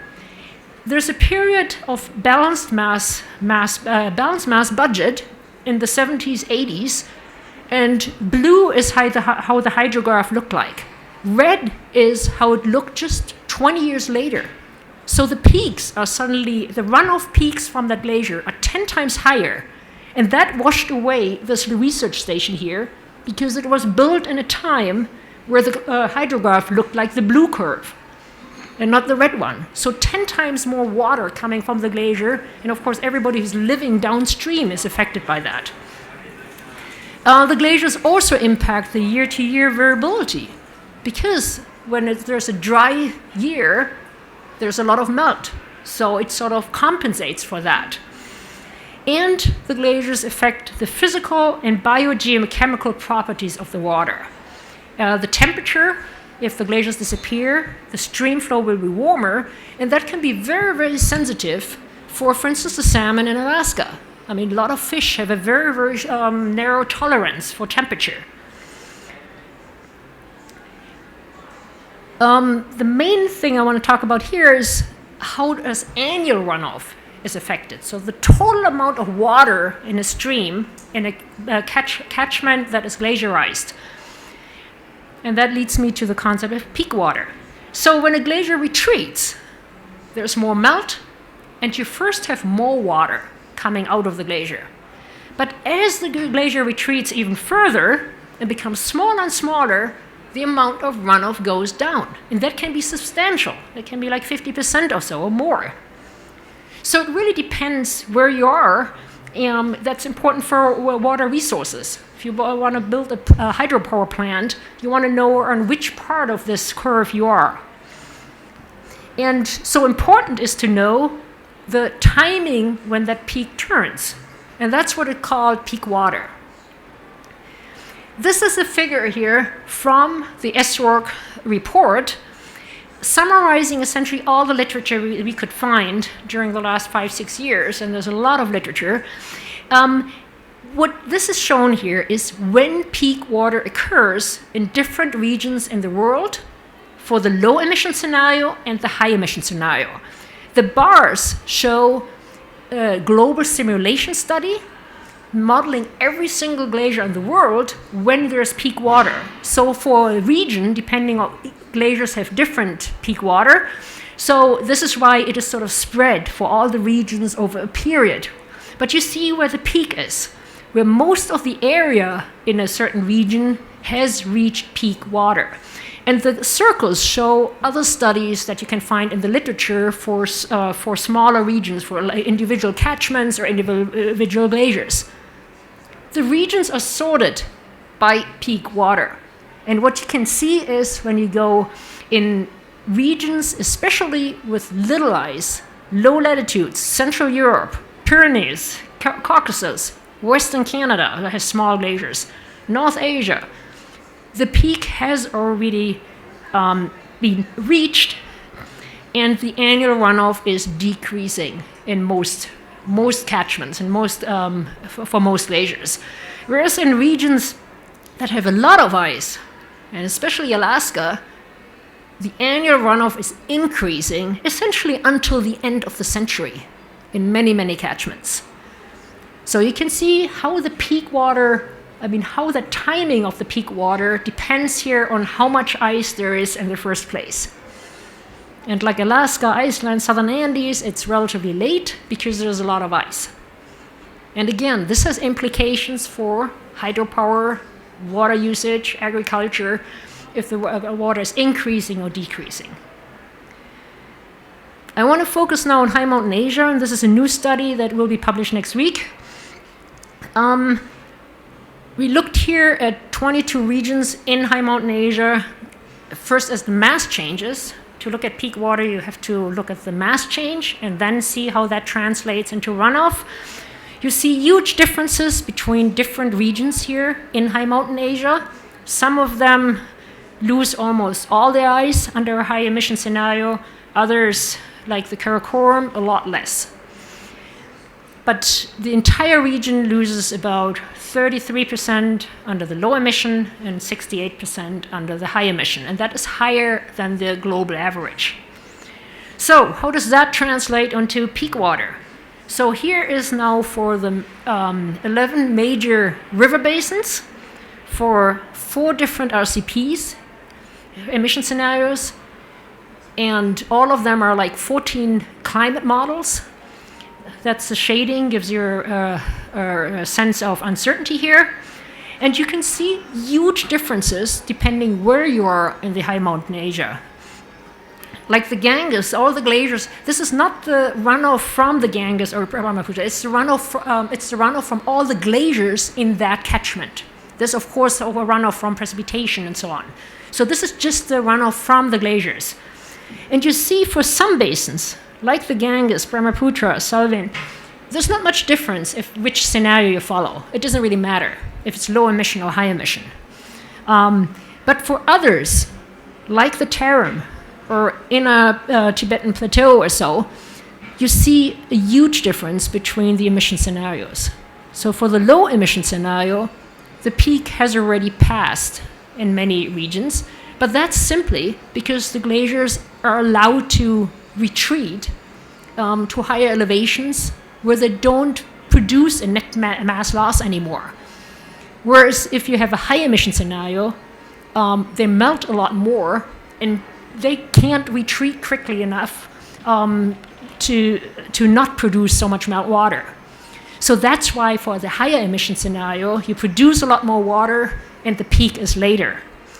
So it really matters which scenario you follow, and it matters where you are. This is now a map of the peak water in high mountain Asia. You see big differences. The red, it has already been reached or is reached very soon. And blue is where it is reached very, very late. And we can see that the monsoon-fed rivers, like the Ganges and Brahmaputra, they hit peak water before 2005, the middle of the century. The westerlies-fed rivers, like the Indus, they hit peak water much later. But it really depends where you are. And also depends, how important is meltwater? This is now the partitioning. Where does the water come from? So this is essentially, you see the peaks, but where does the water come from? And there's certain, like the Brahmaputra and Ganges, meltwater is not a big deal. There's a lot of water from other sources. But like in the inner Tibetan plateau or the Tarim, meltwater is a huge source of water because there's not much else. And you can see first an increase, and then you see the decrease. So those regions will then be impacted once the meltwater goes down. But it's of course not only important when do we have peak water, it's also important how much. If the increase is only 2%, who cares? But we can see here that the increase can be substantial. A huge increase here. We see here red, the increase is not very large in some regions, and that's because peak water is already reached or just about to reach, so there's just not time to increase very much more. But where peak water is later, that's where you can have increases in runoff of about 60, 70, 80, or 100%. So it really matters for water resources purposes. How does runoff change seasonally? What you see here, it's a busy figure, but relatively easy to grasp. Blue is an increase in runoff, red is a decrease.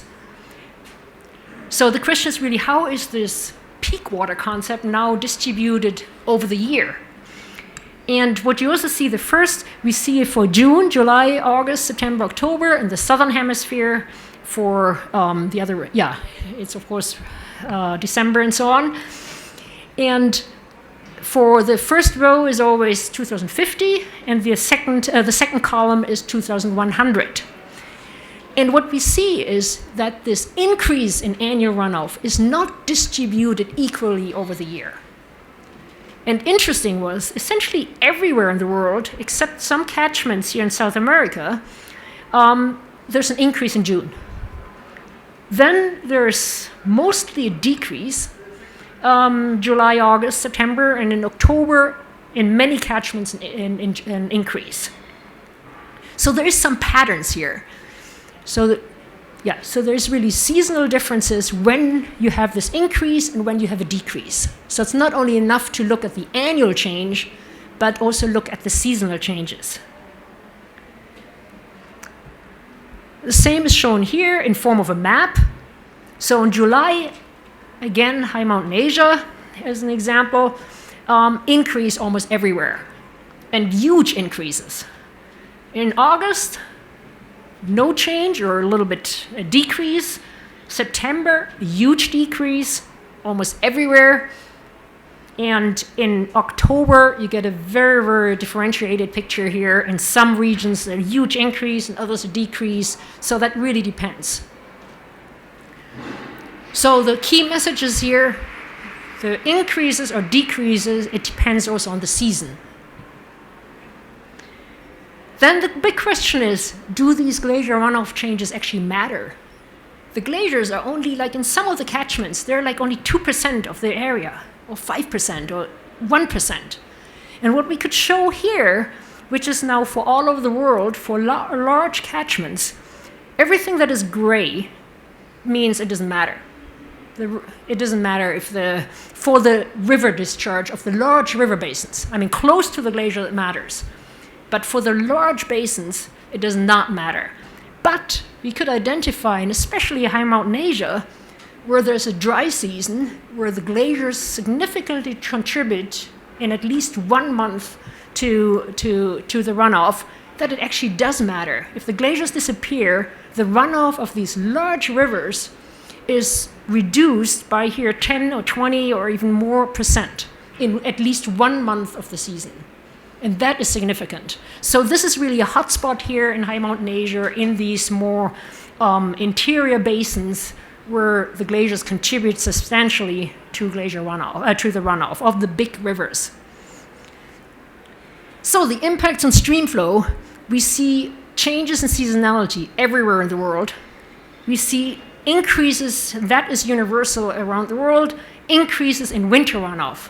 And that of course makes sense because you have less snow and you have higher temperatures.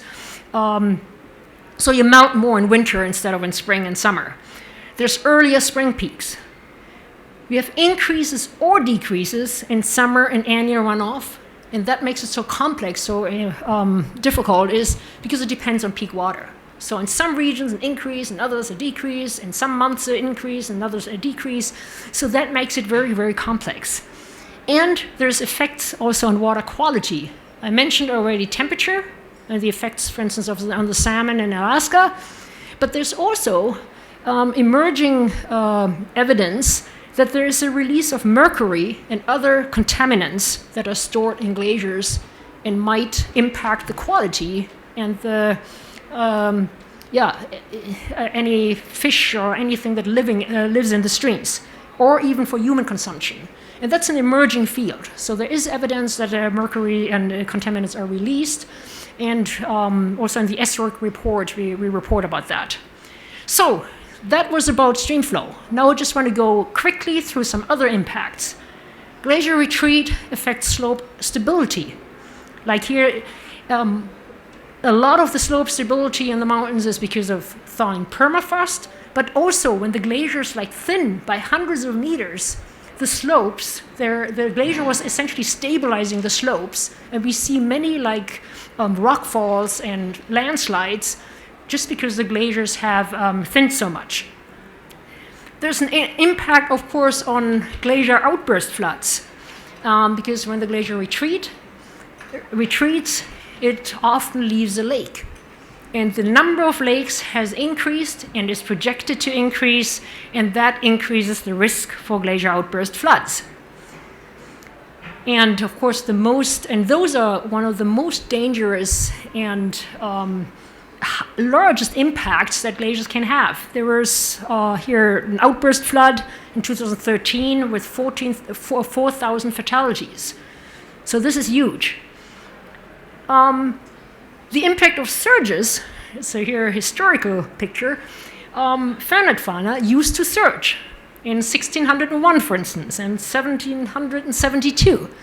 And this is all reported because what happened is the surge cut off a stream, a lake formed, and then there were these catastrophic releases of that water, and that's why it is reported. And there's paintings, not pictures. And in this case, the glacier retreat is actually positive. This glacier doesn't surge anymore because it is way up the mountain. There's no way it can surge. There's mass starvation of that glacier. So the glacier retreat will decrease the capacity of glaciers to surge and cut off streams. So this is a positive effect. Another impact here, it's very rare, but in 2016 there was a complete glacier collapse. Something that has not been seen very much. It is hard to say in how far climate change goes in there because these events are so rare, but water plays a role. So the more water, it's at least conceivable that this might happen more. And this, just to give you an idea how it looked, the glacier essentially collapsed. The ice was running down 7 kilometers and 9 people were killed because the ice came so fast they couldn't run away. It also changes landscapes if glaciers retreat. And that's, of course, very important in the European Alps. But I show here an example from Mendenhall Glacier in Alaska. Juneau is the capital of Alaska. There's every year, you can't go by road. You come by ship or by plane. The glacier's on the way, there's no roads. So there's a visitor center. And every year, 500,000 people flood into this village of 10,000 people. And the reason why they come is Mendenhall Glacier. The boat stays there just for a few hours. The tourists go to the Mendenhall Visitor Center and see this glacier. And this is the one I showed the projection before. In about 20, 30 years, the glacier is no longer visible from the visitor center. So this will impact tourism, the tourism industry. So this is really money. It also impacts cultural values. Here, 46 of the UNESCO World Heritage Natural Sites state glaciers among the principal reasons why they existed at all at heritage site. And about 28 sites is a secondary reason. And the projections show that many of these sites won't have glaciers anymore. And that will, of course, compromise the unique value of these sites. Another impact is on people. In some cultures, the glaciers have a very specific meaning. They're part of the belief system. And here's like a pilgrimage up to one glacier. If the glaciers disappear, there's even studies that show that some of them, they feel they have caused it. So that impacts their well-being. So they're part of the culture. They're very important for them. So if they disappear, it has an impact on sort of the cultural heritage of people around the world. And this is not only here in South America. There's example from the Italian Alps. There's examples from the Cascades in the US, and also from the Himalaya. A positive impact, not everything is negative with glacier retreat, is it's heaven for glacier archaeology. Because all that stuff that is now melting out has led to a new journal of our glacier archaeology. And all over the world, things come out of the glacier that give a clue about human history and anthropology and so on. So it's not everything negative, and that's why we'll close with this sort of positive about glacier changes. So I hope it became clear that it's not only the glaciers are retreating and losing mass, but they're losing mass rapidly, and it impacts people around the world. Thank you, and I'm happy to take any questions. Thank you very much, Regina. Question? Do we have any evidence of releasing mercury in the sites that we had before glaciers? There is, as I said, there's emerging literature.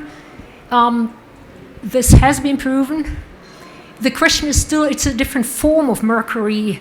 The question is how much does it really impact life? That is still open.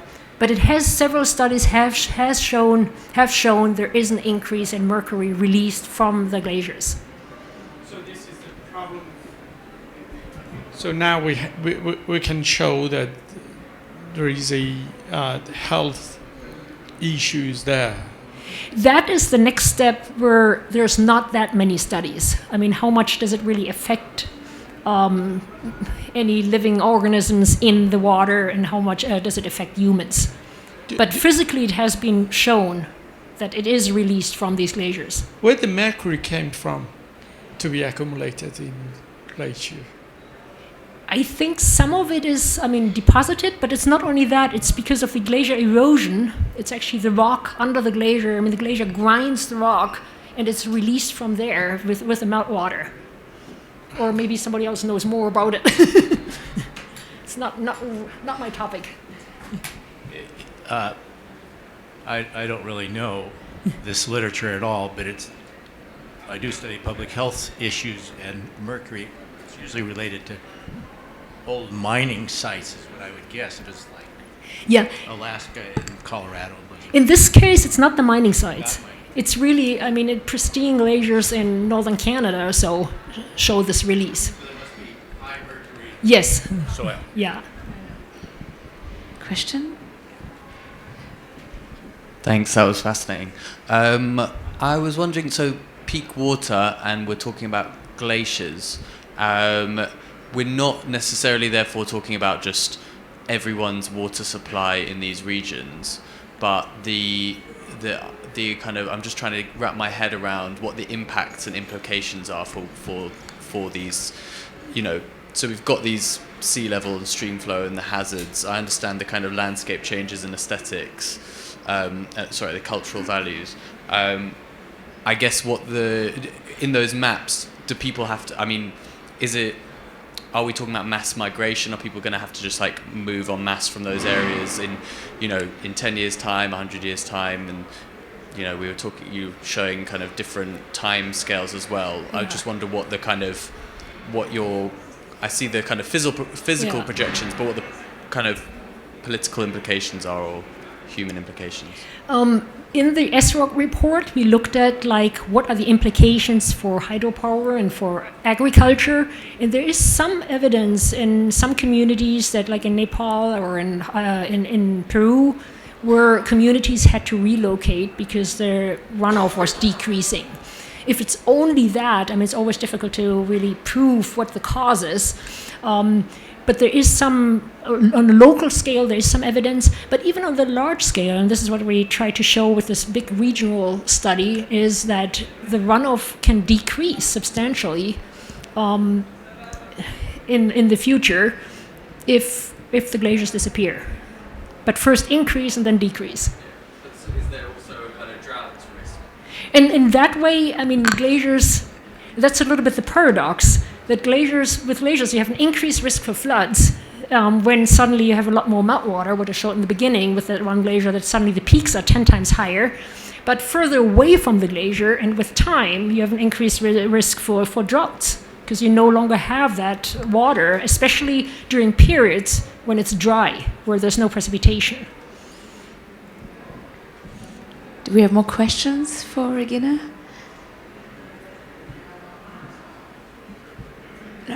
I think that's it. Thank you so very much for this fantastic talk. This was absolutely fascinating. Thank you, Regina. Thank you for coming. Yeah, I just wanted to say that it's on the schedule for 7 p.m., but National Geographic recently did, together with ICIMOD, some work on Everest, and so we're going to try and get those films up right away for those of you who are here. We'll keep on showing them for a while. They're copyrighted, so we had to get permission, but we did get permission to use them, but it may take us, 5 or 10 minutes to get them up on a computer. Okay.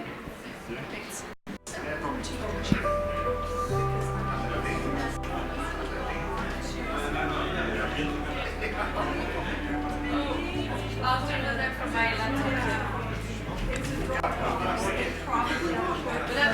have to put it on this computer though. It's easier to play it from this one. Otherwise, we'll have to use my computer, but I don't know what's happening. Yeah. Yeah. We're safe here.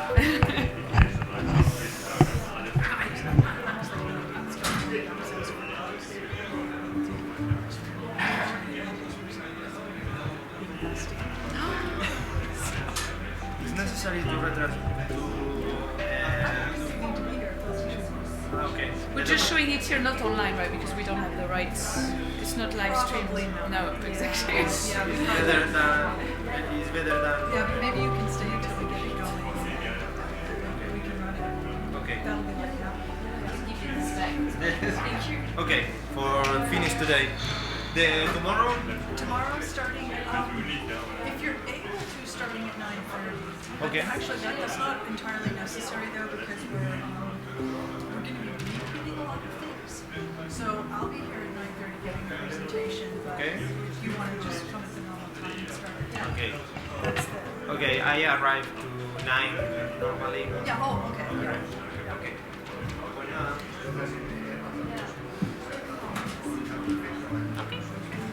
And then Heidi just needs to get into her Gmail. Or do you have Gmail too? I can send you the Dropbox.